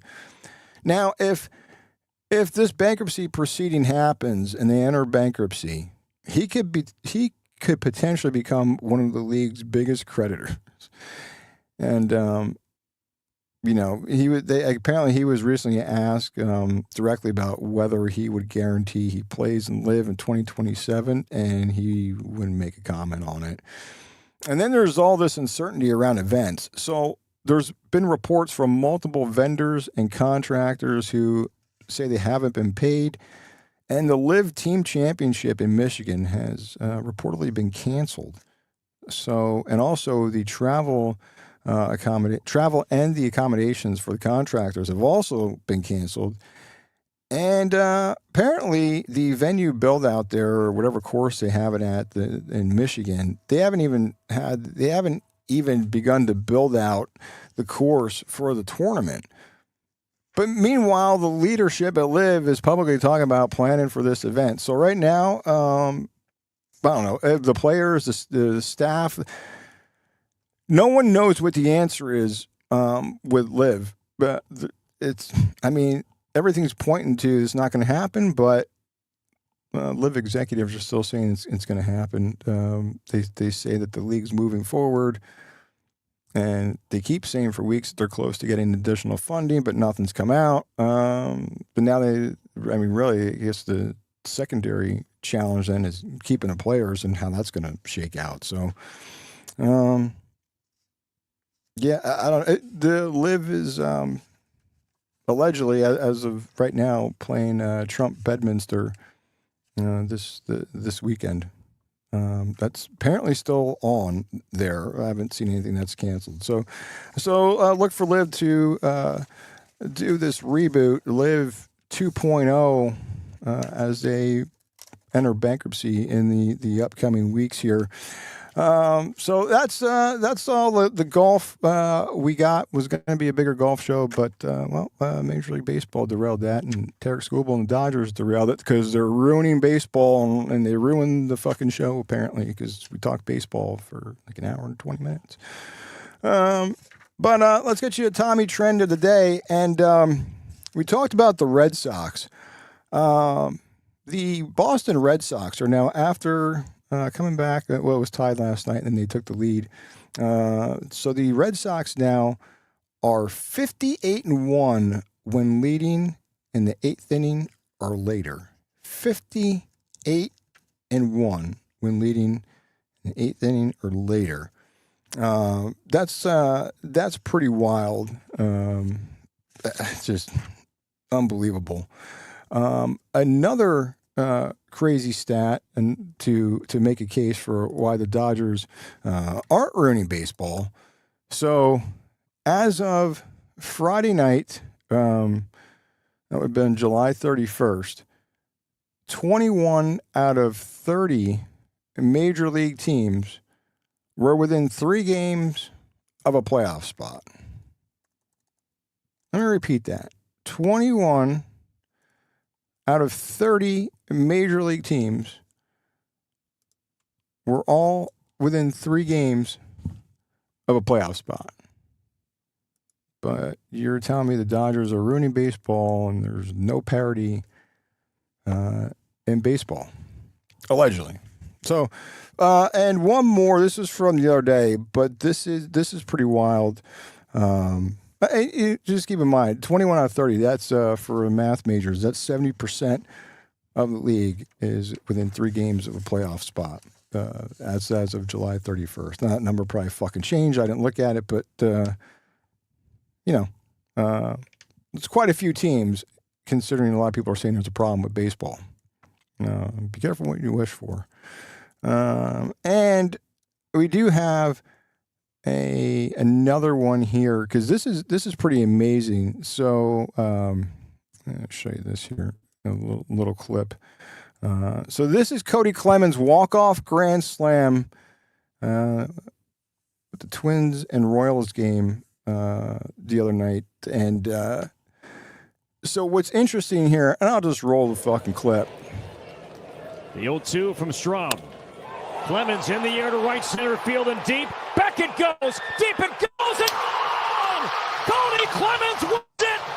And the Twins walk off the Royals once again at Target Field. So this is considered the ultimate grand slam. There's 2 outs, an 0-2 count, down 3-0, and that one swing from Cody Clemens completely changed everything. We'll play it again because why the fuck not? So hey, look, it's 3-0. They're down 3-0, bottom of the ninth. Back it goes. Bases loaded, 2 outs. And then there's Cody Clemens coming up, jacking one. And we fell behind 0-2. I mean, like, it's wild. So what baseball considers the ultimate grand slam is a walk-off grand slam when a team is trailing by exactly 3 runs. And now Clemens was the 34th known ultimate grand slam in MLB history. It was actually the second of this season, following Bryce Eldridge of the Giants on June 10th. Now, here's what makes this rare.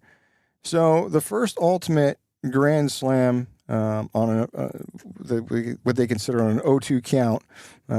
They began tracking this and why the fuck is this playing? They began tracking this in 2000. Now, Cody Clemens is just the second player ever with a 2-out walk-off grand slam while trailing exactly 3-0. The Twins became the first MLB team to break up a no-hitter in the 7th inning or later and still win on a walk-off grand slam. And Cody Clemens is only the 3rd player to do it after the inning began with 2 outs and the bases empty, joining Brian Giles, who did it in 2000, and Ryan Roberts, who did it in 2011. I mean, this one swing just delivered the ultimate payoff here. So that is your Tommy trends for today. So a couple different trends there for you. But obviously the most telling trend is the 21 out of 30 MLB teams were within 3 games of a playoff spot as of Friday night, and somehow the Dodgers are ruining baseball. So, don't think so. But anyway, that's it for the Tommy trend. Let's go to Bark Bets. And Bark Bets a little bit different this week. So normally with Bark Bets, we feature a pup up for adoption from Freedom First Rescue, who's looking for a forever home. And then we give you the picks that we're barking the loudest about, which is essentially the best plays for the day or for the weekend. But this week, a little bit different for Bark Bets because the fine folks at Freedom First Rescue need our help. And hopefully the Off the Hook community here can help them out because, like I said, a little bit different this week. Normally we give you a pup looking for their lifetime contract with a forever family. But this week, the roster card here on Bark Bets looks a little bit different. And Freedom First Rescue has 3 MVP pups already in care, and all 3 are facing major surgeries. And all these pups, we had Addie, Carly, and Queenie. They've all been on the show here as the MVP pup who were looking for their forever homes. We've had them on here and featured them, and all 3 all 3 need surgeries. The surgeries are totaling about $13,000 total, and that's what's standing between them and a healthier, happier life that they deserve. So, look, it's not only about backing a play, it's about backing 3 fighters who need their team to show up. And first up here is Addie, and this sweet soul whose comeback starts with her knee. And Addie needs a medial patella luxation surgery to repair the knee and relieve her pain. So the goal here with Addie is to get Addie back to what she loves, walking, playing, and living her best life, just like every other dog. And she's spent enough time being held back by pain. So let's help give Addie the chance to move forward. And then next up, we have Carly. And Freedom First Rescue calls her exactly what she is. She's a fighter. And Carly needs surgery to remove a memory mass. The goal is to help her feel better and give her the opportunity to enjoy many more happy days ahead. And that is the future we are backing here for Carly. And then we have Queenie, who is a queen worth saving. Queenie needs hip surgery to relieve her pain and help her move comfortably again. She deserves a life with love and not limitations, and this surgery can help give her that chance. So we have 3 dogs, 3 different medical needs, but every part of the game plan for Addie, Carly, and Queenie is working toward the same goal: less pain, better movement, and more happy days for all 3 of them, Addie, Carly, and Queenie. Now, the combined cost of these surgeries is $13,000, and that's a huge number for one rescue to undertake. But helping animals has always been a team sport, and this is where the rest of us can join the roster here. So every donation moves these dogs one step closer to the care and the second chance that they deserve. And here's how you can donate. You can donate a couple different ways at paypal.me/Freedom First Rescue. And you can also donate through Venmo at Freedom First Rescue. And Freedom First Rescue is a 501c3 nonprofit organization. Look, if you can donate, please donate. If you can't donate, please share the campaign here. Sharing this campaign could really be the assist that puts these dogs in front of someone who can help them. Take a screenshot of donation information. We'll have it posted on our X page. We'll also have it on our YouTube page. We'll have it clipped in case you can't take a screenshot of this right now. But take a screenshot of the donation information and send it to somebody who can help out, somebody who loves dogs and help get these dogs back on the road to recovery here. Post it on your timeline because, look, every donation, every share, every kind word brings Addie, Carly, and Queenie closer to a brighter future. These dogs aren't asking for luxury boxes or guaranteed contracts. They're asking for less pain, better movement, and more happy days. So let's help give them the second chance that they deserve. And look, all the information, freedomfirstrescue.com. You can also follow them on Facebook, facebook.com/Freedom First Rescue. More information there. Like I said, we'll have this posted on our X page at OTH Sports Pod. And we'll clip this, put on our YouTube page at OTH Sports Pod. Look, if you can help in any way, it would be greatly appreciated. So let's help these pups get better from their surgeries and give them a chance at a forever home and a happy, healthier life. So that is Bark Bets for this week. A little bit different, but look, we're all about helping dogs get a forever home.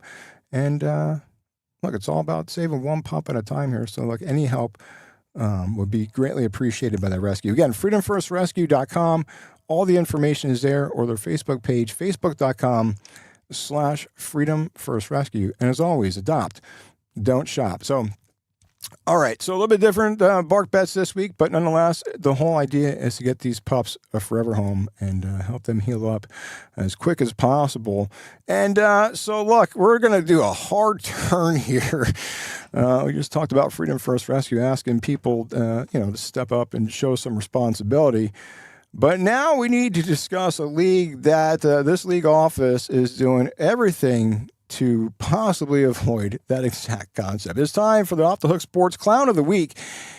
And around here, we have a standing policy. We don't talk WNBA. We don't bet WNBA.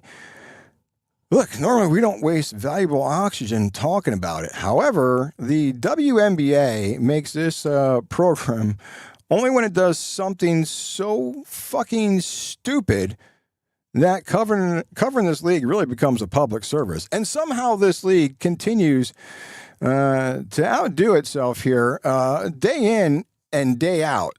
Now, before I get you the Clown of the Week, let me show you what led to this decision here as far as this person being named the Clown of the Week. So let me refresh your memory here. Here we go. All right. This is a screenshot from the WNBA Twitter page. We're just going to roll this here.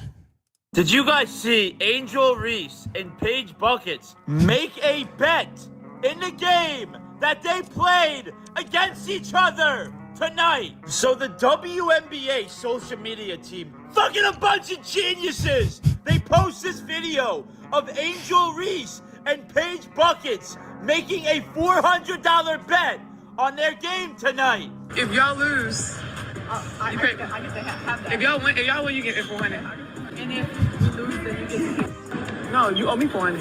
And believe it or not, you're not allowed to do this. And in the WNBA rulebook, it clearly says if you are guilty of wagering money on the outcome, score, or any aspect of a WNBA game, you will get fined, suspended, or disqualified. And obviously everybody knows Pete Rose banned from the Hall of Fame for betting on his team to win.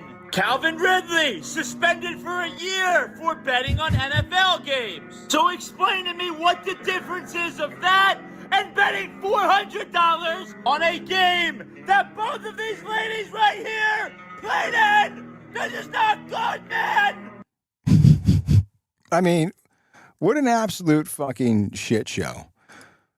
I mean, this league is just, it just blows my mind what this league I mean, there's more with this league, but this has got to be the worst. The clown is not Angel Reese, which you can make a valid argument she's clown. Not Paige Beckers either.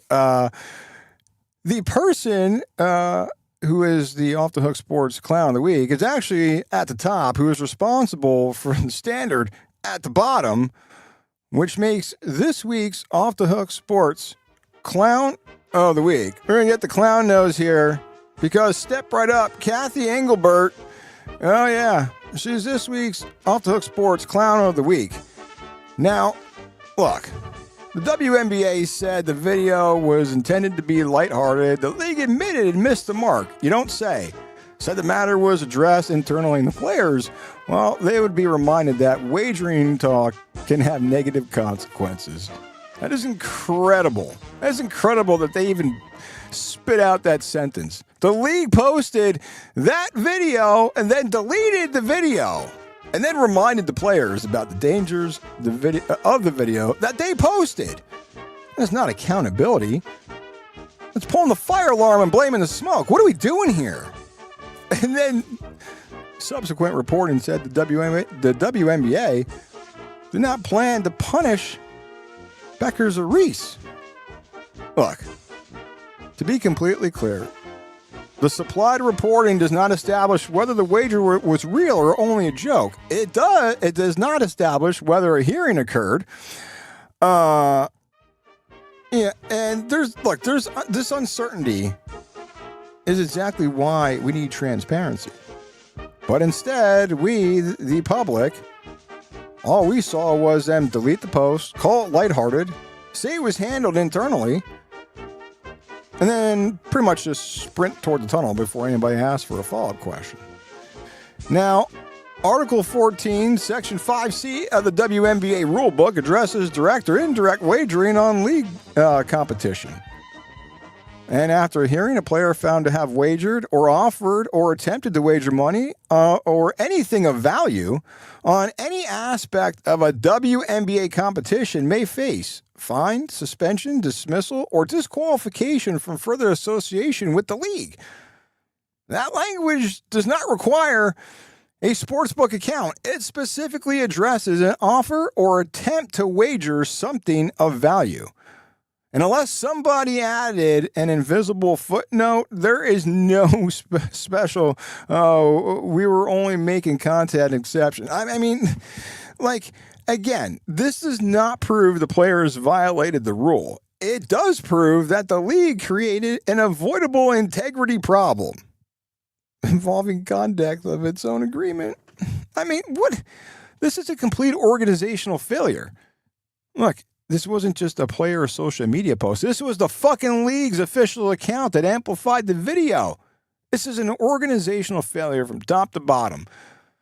Now, the WNBA has also said the players receive anti-gambling training every year. Oh, that's wonderful.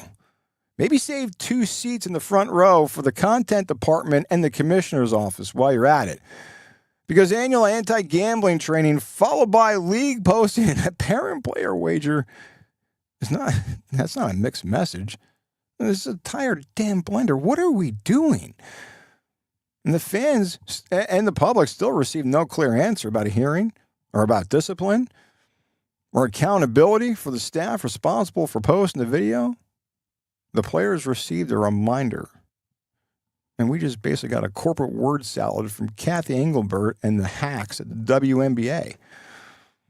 Well, and then the leadership, well, they apparently just took the fucking afternoon off. Look, any other league would be severe penalties because, trust in the competition is the product. And under the information provided, look, the NFL can suspend a player for at least 1 year for betting on an NFL game not involving his team and at least 2 years for wagering on his own team. Well, then there's Major League Baseball, right? We all know about Pete Rose, but Major League Baseball can impose a 1-year penalty for betting on other teams, and obviously the Pete Rose effect, a lifetime ban for betting on a player's own team. Well, those penalties exist. I mean, look, it's about compromising the competition and the damage that can have on the sport. Like, this isn't this isn't an argument about a $400 joke or fixed game. Look, this is an argument that gambling rules cannot be mandatory for players and optional for the league office whenever enforcement becomes inconvenient. I mean, Cathy Engelbert, what are you doing? The league office, the official account, posted the video. Your league's agreement spells out the potential stakes. Your league acknowledged the post missed the mark, but the leadership response missed the mark by even more when you think about it. Look, it didn't really miss the mark. It missed the basket, it missed the backboard, it missed the arena, missed the parking lot, and the surrounding zip code. And then when the league creates the mess, the players receive the reminder. The public here receives no meaningful explanation about the process. So, well, there you have it. The clown knows. Cathy Engelbert goes to the top. And she's the Off the Hook Sports Clown of the Week. And we wasted way too much fucking oxygen on the WNBA, but this league is a fucking hack. It's a fucking absolute joke. This league, they need to be sold off, and somebody needs to come in and clean house, because this is like, all they're doing is rearranging deck chairs on the fucking Titanic at this point. How they've been in existence for 30 years is fucking beyond me. But look, after that masterclass in operating with no brakes, no guardrails, and absolutely no adult supervision, we're pretty much halfway through the last segment here. And we're going to go off the rails because it's been a while since we've done it. And look, basically we take sports, gambling, the internet, and anything in life in general, and look, we throw it in a fucking blender and then we pour it out, and that's what off the rails is. No brakes, no guardrails, no adult supervision. Look, it's like we said, gambling, Twitter, life, sports, anything, and all that chaos, we pour it out. Sometimes it's hilarious. Sometimes it's completely insane. Sometimes it's surprisingly fucking wholesome. And today, oh boy, the internet has provided fresh evidence that common sense has officially entered the fucking transfer portal. So what do you say we pull up and see, we pour out, I guess, what the blender has cooked up as we go off the rails for like the first time and like forever. If I could cue up the fucking video here, maybe the screen share would actually fucking work and we could go off the fucking rails. But I'm probably fucking off the rails as it is at this fucking point. Hold on a sec. Oh, there we go. All right. So I think, all right. Oh, this one. I guess we could try to play the audio. The audio is kind of shitty, but let's give it a fucking whirl here. You just follow your my finger with your eyes. Your eyes only, don't move your head. So, this person is a self-described dating expert who was arrested while police said she drove 44 miles an hour in a 25 with her child in the car and visibly showing signs of intoxication. Look, dating lesson number 1, the red flags are supposed to be noticed, not driven past at 44 miles an hour in 25. I don't understand what the fuck is going on, people. It's 2026. If you can drink and call a ride. You know what kind of drink it was? I mean, that's really the only relationship advice anybody needs from this fucking story. That judgment is not a brand strategy here. That I know that you're safe to drive. This fucking nitwit. You can just step into the front and just face me. For this step, just keep your arms flat from by your side. Unbelievable. Apparently she had an empty can of White Claw and an empty Tito's vodka shooter in her car as well. I mean, what are we doing? Take a fucking Uber. Like,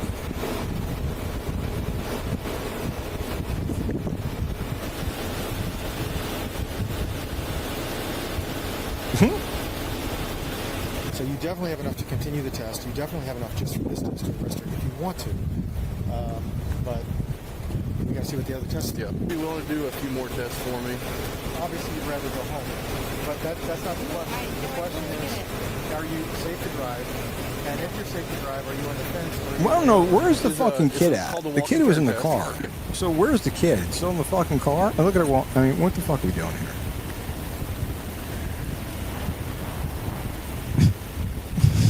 Fucking. It's not something I could have done even. Yes, ma'am.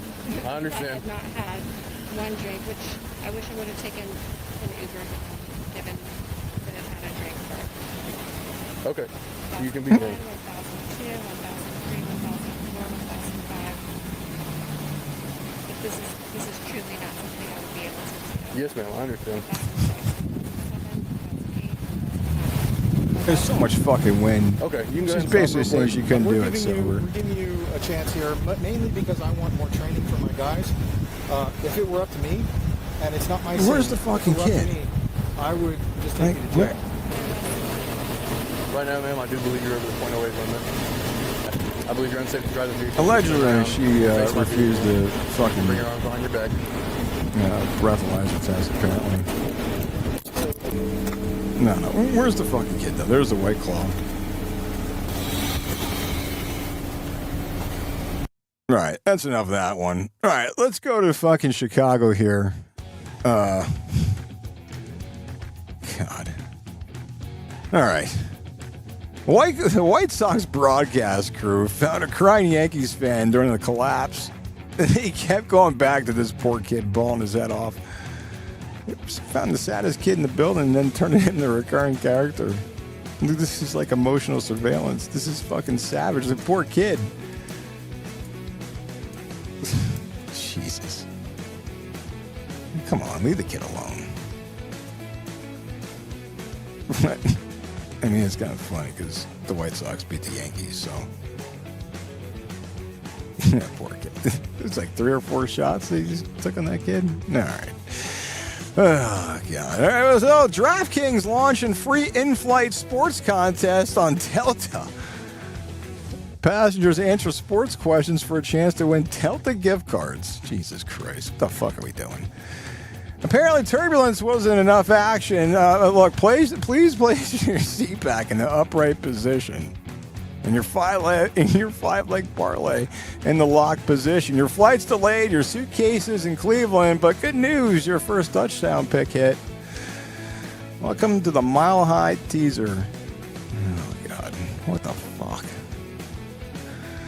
And, look, MTV. We've gone for redundant set sequencer start. MTV is 45 years ago. Yesterday, MTV turned 45. T-minus 15, 45. 14, For 13, the younger people watching, MTV stood 10, for music 9, television. 8, and that's, 7, yes, when they 6, actually 5, played music. 4. We've gone for The biggest main engine reality start. show back We then have was whether the cable worked or not. Video killed the radio star, and then reality television killed the video. Ladies and gentlemen, rock and roll. 45 years old. MTV. Holy shit.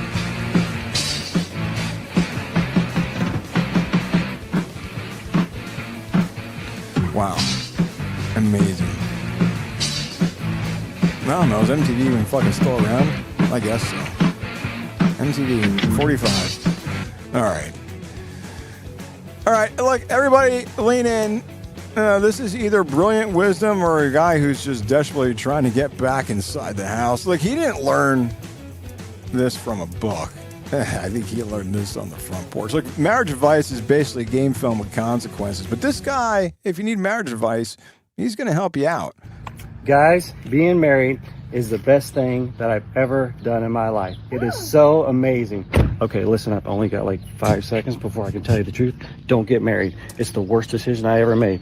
I used to sleep in when I wanted to. I played video games all night. I could drink all I wanted and get wasted and no one would get mad at me. But now I'm just stuck.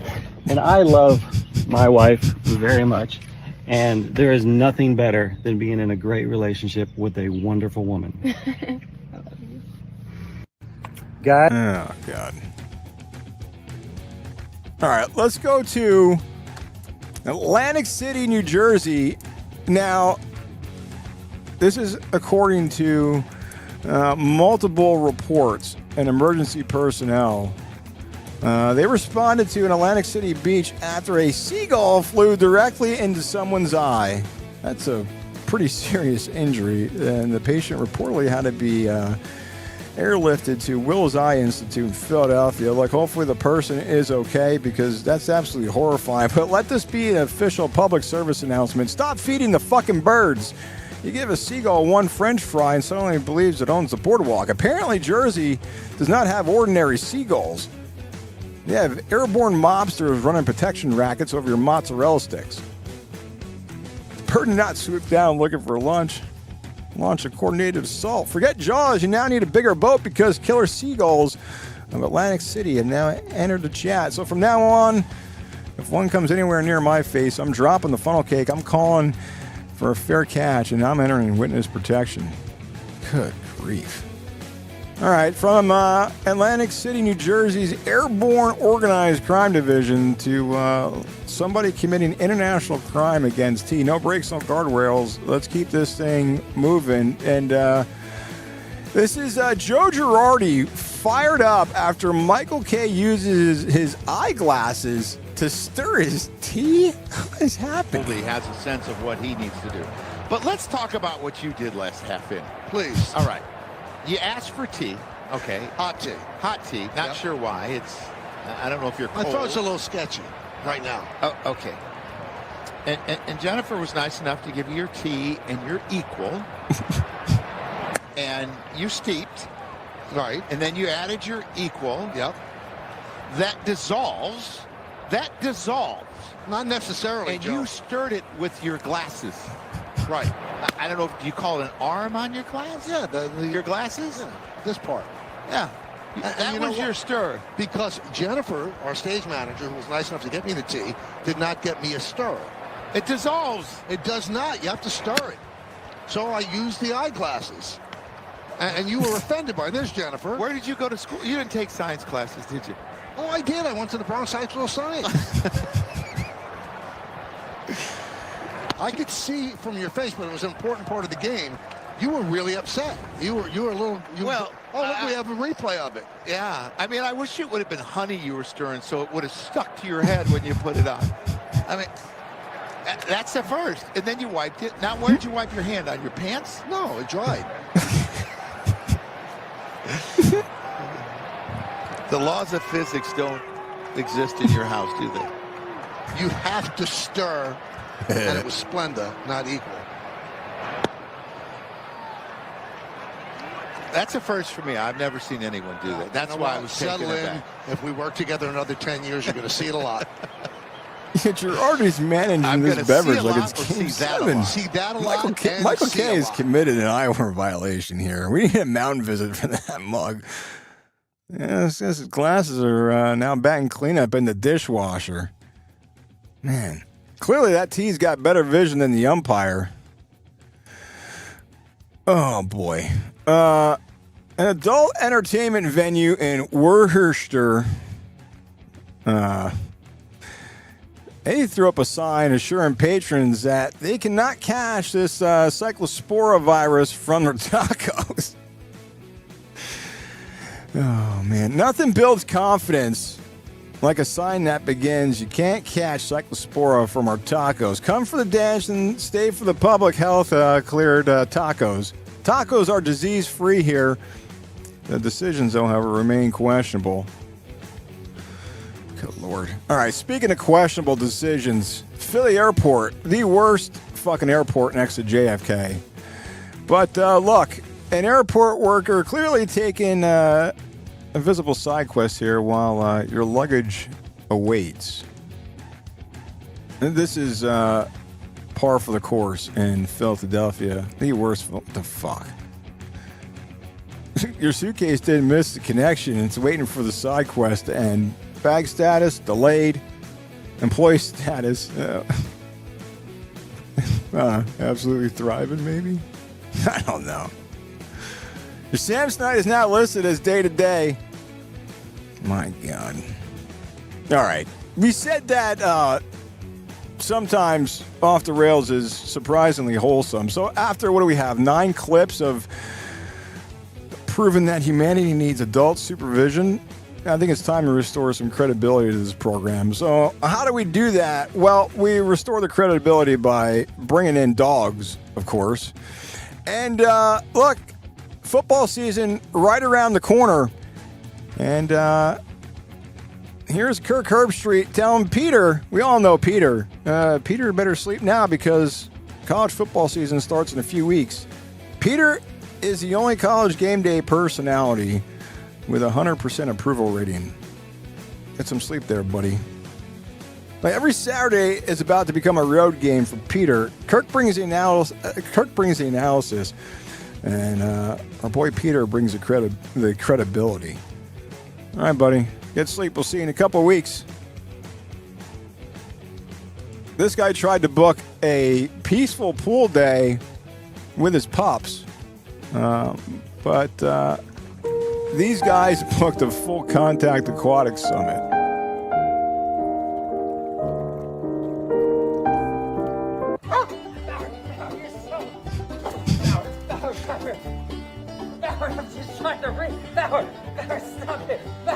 The lounge chair is no longer personal property. It's now a team facility. Look, as a dog owner and all other dog owners, you know you don't take vacations. You just relocate the chaos.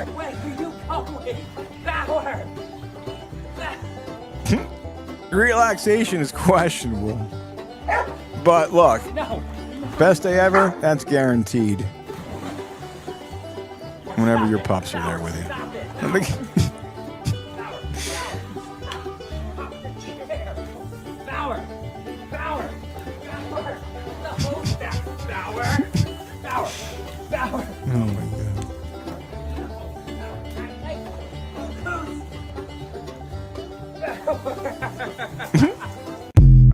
Well, so much for a relaxing day with the pups by the pool. But again, best day ever for sure. And here we go. Now it looks like a dog got loose. Bark in the park has during a minor league game. Bark in the park night. Into the outfield. So poor guy. Now the outfield's got to help lift him over the wall and get him safely back to the owner. Ground rule double. One dog over the wall and safely home. Now the bullpen of the Hoppers coming This gets the defensive play of the game for sure. He's going to try to pick him up and put him over the wall. Here's the handoff. Score at 9 to Good Boy with an assist from the left fielder there. Well, he did not rob a home run. He rescued Bark in the park. A little bit of a delay, but we'll always take it for a puppers. And now it looks like we got to stop that to play the next one. All right, so this guy, loving that watermelon. This is a hostile takeover of the watermelon. He's just going to town here. That Ryan is officially head to the injury list. He's just loving that watermelon. Perfect execution there, buddy. All right. Let's see what else we cooked up here. Oh, boy. Now, this guy, he's trying to cuddle here. And he's trying to slowly move in on the cat. But this is so good. He believes the slower he moves, he's going to fool the cat. He's got all the courage. That's a 13 out of 10 on that guy.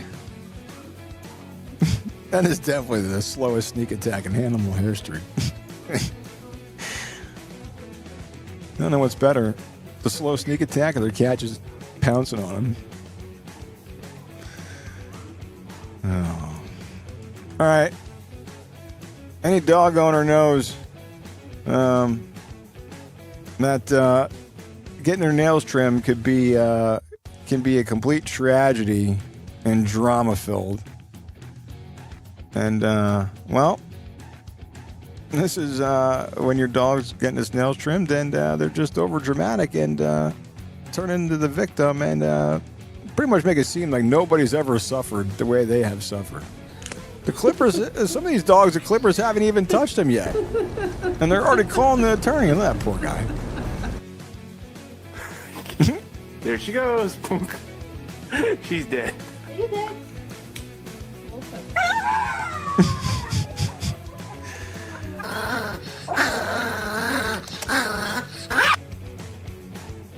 Dogs will forgive almost anything except nail day. Mr. Bond. Or bath day, maybe.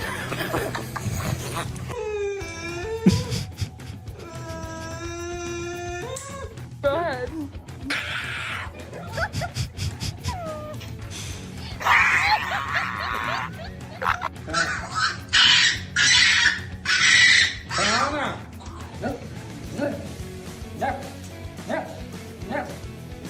Get up!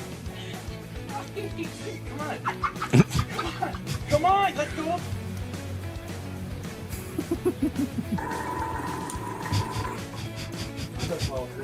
I want the other one.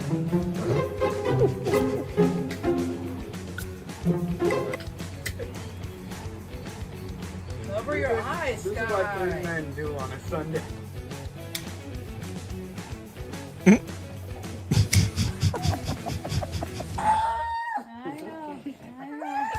You called it, man.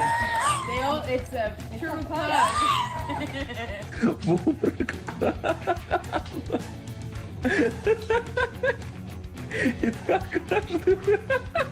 One more. Just one more nail. Come on, boy. One nail. Last one.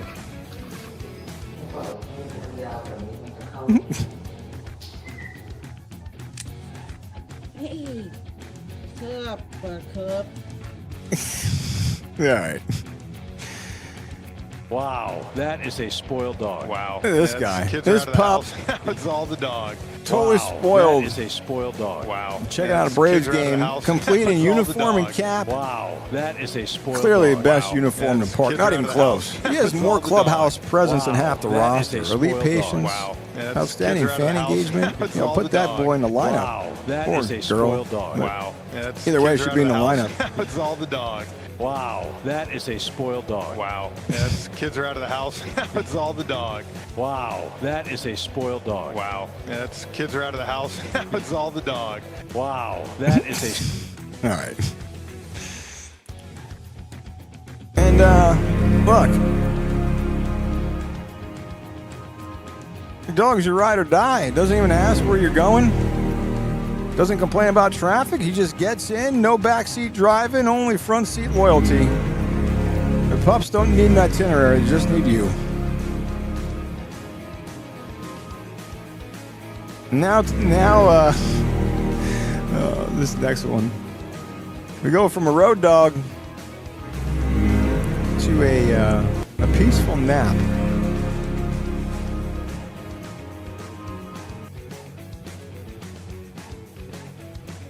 This is what happens. Just poor guy's just trying to relax, and the cat just fucks everything up. Look, hey, all the guy wants to do is relax, and there comes the cat to be an asshole, and fuck it up. I mean, the cat just scheduled an unsanctioned title fight here. And every house with a cat has a tiny dictator and a dog in witness protection. That's usually how it goes. Dogs choose peace, while cats choose content and to be an asshole.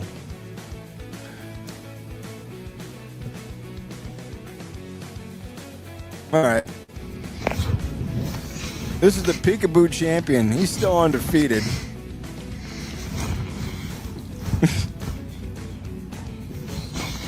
I mean, sometimes dogs don't really invade your privacy. They just conduct a wellness check on you. It's not hiding. That's elite surveillance by that guy. Yeah. All right. Oh, this is good. So, This guy loves listening to his neighbors go at it. I mean, he's just basically gathering intelligence. And good listener, no judgment.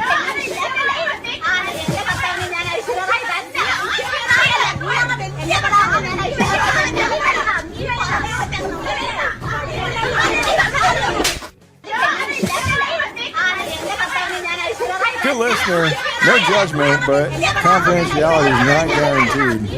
That's for sure. We got one more. Oh, yeah. This is the perfect loop. It's just this continuously for this guy. Drops the ball, rolls back in the water, retrieves it over. This is like Groundhog Day for a laugh. Some people call it a time loop. He calls it the perfect afternoon. Simple goal for this guy. Endless joy.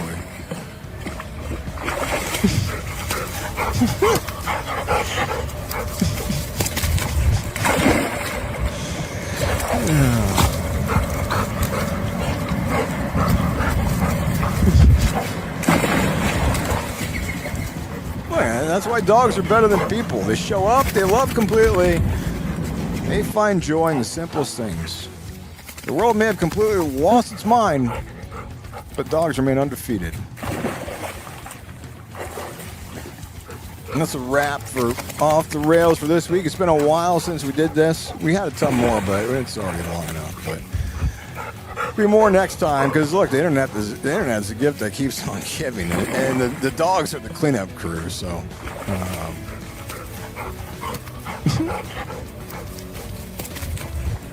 We could watch that all day long. All right. Enough pups for. Still can't get rid of the poor guy here. All right. More pups next week for sure. That's a given. That wraps it up for Off the Rails. It's been a while since we've done that. So always good to end with a little humor and dogs, because, look, dogs are better than people. Let's be honest. All right, so I told you before we get out of here, we've been on here way too fucking long, but it's important to address this Major League Baseball deadline. And Michael Thorbjornsen, your leader, he's on 17 under. Davis Riley, 16 under. Xander Schauffele, 15 under. Rasmus Højgaard, he's also 15 under. But Højgaard is on 15. Schauffele is headed to 17. Davis Riley is headed to 15, and Michael Thorbjornsen is headed to 17. He's got 2 strokes on Schauffele, and they're playing together. So I don't know. Maybe Thorbjornsen is the winner here, but coming down to the stretch at the final Rocket Classic from Detroit Golf Club. So maybe we get a playoff golf here. Could happen.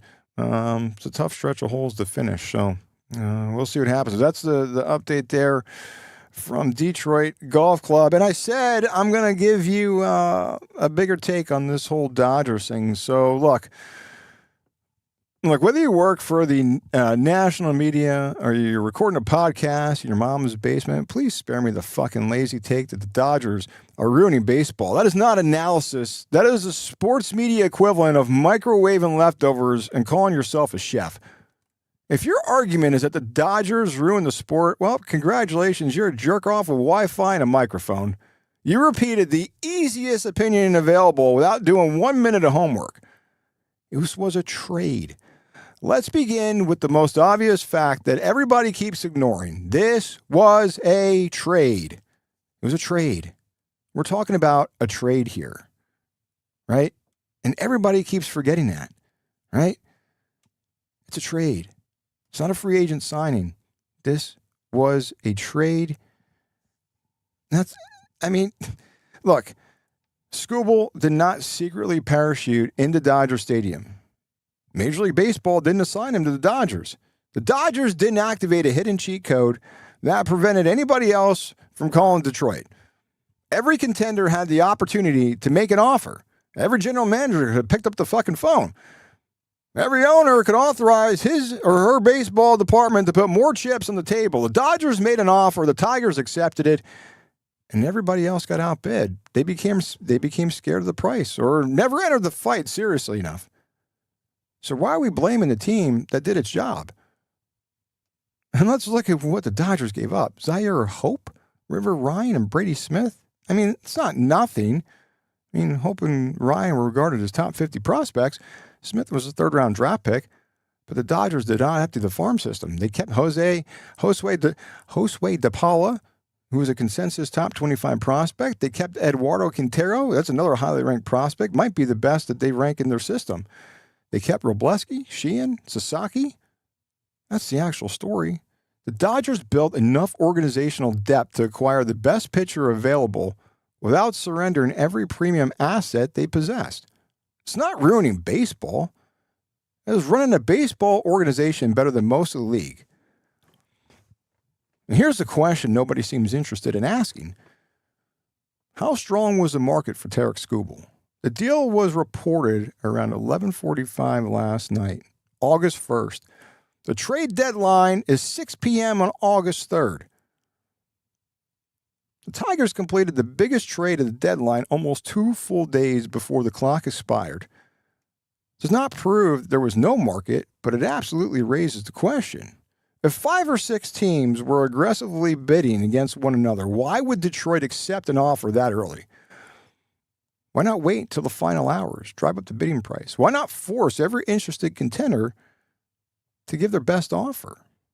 The Braves, Cubs, Brewers, Yankees, Rays all had varying levels of interest in Skubal. And here are the Brewers that possess, you could argue and say, the deepest farm system in all of baseball, possibly even better than the Dodgers. So where was the better offer? Did those teams genuinely pursue Skubal? Were they scared of losing prospects? Were they worried he would never leave were they worried he would leave after 3 months? Or was the public hype surrounding the market much louder than the actual bidding? I don't know the answer to that yet. Maybe we never will. But that's a question an informed baseball conversation should be asking. It's what separates championship organizations from teams that merely sell championship merchandise. Real contenders identify the window and they take a risk. Pretenders tell their fans they want to compete, then arrive at the trade deadline and protect every prospect like it's a family heirloom. Prospects are not porcelain figurines, they're baseball currency.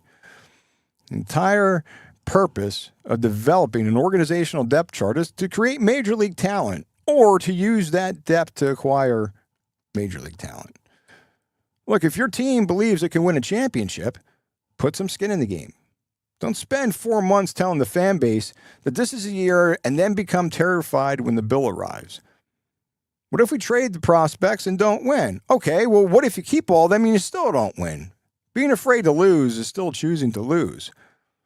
The real problem is not the Dodgers trying too hard. It's the owners who are perfectly comfortable not trying hard enough. Look at organizations that remain the bottom while their owners continue collecting the benefits of owning a Major League Baseball franchise. If these teams were truly financial disasters, the owners would sell them. If your car becomes a money pit, you get rid of it. If your house becomes a money pit, you sell it. These owners don't sell because a franchise remains the gift that keeps on giving. The value continues to grow. The checks continue to arrive. Well, the owner, they keep telling the fan base that winning is the goal without behaving like winning is actually the goal. That is the scam. Not the Dodgers spending money, not the Dodgers developing players, not the Dodgers trading prospects. The scam is charging fans major league prices while operating with minor league ambition. The Pittsburgh Pirates have not won a division championship since 1992. Barry Bonds, Bobby Bonilla, Andy Van Slyke. Yeah, remember that era? Pittsburgh did have an exciting 3-year playoff run from 2013 to 2015. Big deal. Whenever the Pirates develop premium talent, the same question eventually arrives. How long until that player becomes too expensive? How long until he's traded? How long until he reaches free agency and leaves? The fan base is expected to remain loyal forever, while ownership treats every competitive window like a temporary inconvenience. And then people wonder why fans become cynical. Look at the Athletics. After years of alienating a loyal fan base, the franchise is moving forward and heading to Las Vegas and pursuing a new stadium project. And somehow the conversation still becomes baseball needs more parity. The big spenders are the problem. No, an organization refusing to invest responsibly in its team is not the same thing as an organization being prevented from competing. Stop confusing unwillingness with inability. We mentioned this earlier, at the start of play on July 31st, 21 out of 30 Major League ball clubs were within 3 games of a playoff spot. 21 out of 30 Major League ball clubs, the day before this trade went down, were within 3 games of a playoff spot. That's 70% of the league. 7 out of every 10 teams were 1 good week away from changing their postseason position. And people are still screaming that baseball has no parity. Get the fuck out of here. Parity does not mean every team finishes with the same record. Parity means substantial portion of the league has legitimate path to the postseason. Parity doesn't mean every team gets a fucking participation trophy here. 21 teams within 3 games is not a sport without opportunity. It is a sport filled with organizations making different choices with that opportunity. People love saying the Dodgers are buying championships, just like they said with the Yankees back when Jeter and Posada, Mariano. First of all, this particular move was a trade. Second, having the largest payroll does not guarantee a damn thing. The New York Mets have the largest payroll in baseball this season and are still a gazillion games from a playoff spot. Look, money doesn't throw strikes. Money does not hit with runners in scoring position. Money does not prevent injuries. Money gives an organization more options. Money does not hand organizations a trophy. If championships could simply be purchased, the team with the largest payroll would win every season. And that is not remotely what happens here. The Dodgers have spent decades building and maintaining a productive farm system. They scout, they draft, they develop, they acquire young players and other trades, and then they use those assets to improve their major league roster. Is that not the entire point here? Some teams draft prospects and hope they become stars. The Dodgers develop prospects, create depth, and then decide which players can help them directly and which players can be exchanged for established talent. Don't punish the Dodgers for understanding asset management. Ask why your organization can't do the same thing. This is a larger problem in sports and society. It's easier to blame somebody else than accept the responsibility. It's easier to become the victim than admit another organization planned better, developed better, and acted more aggressively. The Dodgers did not prevent another owner from making a better offer. Those owners made their own choices. Now, let me make something clear. The next part is my theory. It's not by any means established reporting whatsoever. I believe a number of owners may actually want a lockout when the collective bargaining agreement expires in December. They want a system with a payroll floor and a payroll ceiling. And the easiest way to sell that system is to create a villain. The Dodgers here become the boogeyman. The Dodgers keep adding talent. The media screams baseball is broken. The rich keep getting richer. The owners can point toward the Dodgers while demanding massive structural changes. Look, I cannot prove that teams intentionally sabotage this and allow the Dodgers to acquire Skubal. But I can ask whether some owners are perfectly comfortable with this outcome because it strengthens their argument for a salary cap. If you want people to accept the cap, you need somebody they can blame. The Dodgers have become extremely convenient. There are reports Skubal preferred Los Angeles, a California native. He's going to be a free agent after the season. And Boris has a established relationship with the Dodgers, and other teams may have feared that they didn't want to give up those prospects for a 3-month rental that they could not resign. And that concern is legitimate, but a championship opportunity carries risk. There also could be a work stoppage next season. So if you genuinely believe your team can win now, that makes this current opportunity even more valuable. Maybe Skubal leaves. Maybe the team falls short. Maybe the prospects become stars somewhere else. Nothing is guaranteed. That's why they call it going all in. You accept the risk because the championships are supposed to be the goal and the reward. Everybody acts like a salary cap is magical fairy dust. And look at the leagues that already have one. The teams can draft and develop their own players. Look at the NBA.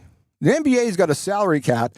These teams draft the players, they develop the players, and then they encounter financial restrictions, and they can't even keep everybody together. So be careful what you wish for. A salary cap does not eliminate smart management, does not eliminate bad ownership, does not guarantee competitive balance. And if baseball introduces a ceiling with a serious floor that forces every owner to invest, it's not about parity. It's about controlling labor costs. If you want a floor and a ceiling, fine. Have that argument honestly, but do not manufacture a crisis and pretend the Dodgers created it. The Dodgers did not ruin baseball. They exposed it. They exposed which organizations are serious about winning. They exposed which owners are willing to take a risk. They exposed which general managers believe in the roster. And they exposed which teams are more comfortable selling hope than pursuing a championship. The Dodgers developed the assets. The Dodgers made the offer. The Dodgers accepted the risk. Detroit accepted the package.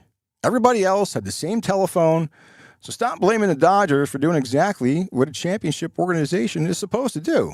Do your homework and stop repeating the lazy fucking take that the Dodgers are ruining baseball and there's going to be a strike next year because of the Dodgers. Look, if your team watched the best pitcher available go to the Dodgers without making a better offer, don't ask the Dodgers to apologize. Ask your owner why you cash another check while somebody else chased another ring. Don't blame ambition. Blame the people who are comfortable losing. And that's my take. And I'm fucking out of breath. Holy fuck. Wow. All right. Look. Holy cow. Oh, fuck. I need a fucking drink after that. Look, just don't take the fucking lazy take. Do some fucking homework and figure it out. But the Dodgers didn't kill baseball. Say what you want, but it's not the Dodgers. There's bigger problems than that. So just do your homework and have some common sense, because that's clearly what people are lacking, is common sense to make an informed decision. But it's not the Dodgers ruining baseball. So. But that's my take. Whether you agree or not, I don't give a fuck. But don't be a lazy ass and take the easy way out and keep saying the rich keep getting richer when you don't have the facts behind it. Look, hopefully we made you think a little bit differently today, because this was a long one. But look, hopefully you laughed and off the rails, and we restored some humanity and credibility with the Pups. And that's what Off the Hook Sports is all about. We're just don't throw random picks at the screen and disappear.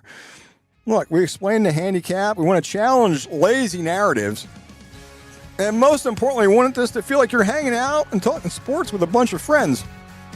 So if that sounds like your kind of place, subscribe on YouTube, follow us on X at OTH Sports Pod. Every subscription, every follow and share helps us continue building this community the right way. No paywalls, no VIP packages, no subscription fees. Just sports talk, betting insight, and community people just trying to get a little bit better every day. You come for the bets, but you stay for the hang. And as always, we are powered by Pickett. If you're not using Pickett yet, what are you doing? Come on, get that Pickett app and download it, put in code OTH, set up your account, and sink a book and come have fun with us on Pickett. It's what powers the show, and track all your bets, all your friends, keep track of all the line movements with Pickett. And listen, remember, Addie, Carly, Queenie from Freedom First Rescue, we're trying to raise money, 3 major surgeries for those pups. If you can donate, every dollar helps. If you cannot donate, please share the campaign. FreedomFirstRescue.com, Facebook.com/FreedomFirstRescue. All the information is there. Or watch the replay and take a snapshot of that screen. Look, one share could put these pups in front of the person who could give them the second chance that they deserve. And that's what it's all about. getting these pups better and getting them a forever home. Next week, we are back Wednesday. Tee to Green will give you the official betting guide for the Wyndham Championship from Greensboro, North Carolina, and we'll get you another edition of 4th and Goal. That is everything football here at Off the Hook, college and NFL. Another NFL division preview on deck with 4th and Goal. And look, if everything works out, which we're pretty sure it's going to, got to finalize some things, dot some I's, cross some T's. Our boy Dustin Sweetelson from VSiN will be back. And make sure you join us for that. It will be the NFC East preview. So that'll drop Friday. Don't miss that. I'm Tommy Trans. As always, my executive producers, Mookie and Nash, staring me down wondering why I'm still talking instead of putting my shoes on to go for a walk. This is Off the Hook, sports talk that pays off. Remember, the books don't give refunds. Do your homework, shop the lines with Pickett, make sure you manage your bankroll, and never stop looking for an edge. Good luck with your bets tonight. Let's cook the books. Let's cash some of these tickets. So walkie time for me. We'll see you Wednesday for Tee to Green. And then we're back Thursday as well. But then Friday, big show. Hopefully Dustin Sweetelson from VSiN will join us for NFC East Division preview as we get you ready for football. And if anything else breaks, we'll be back before Wednesday. But if not, we'll see you Wednesday. Good luck. Good night. See ya.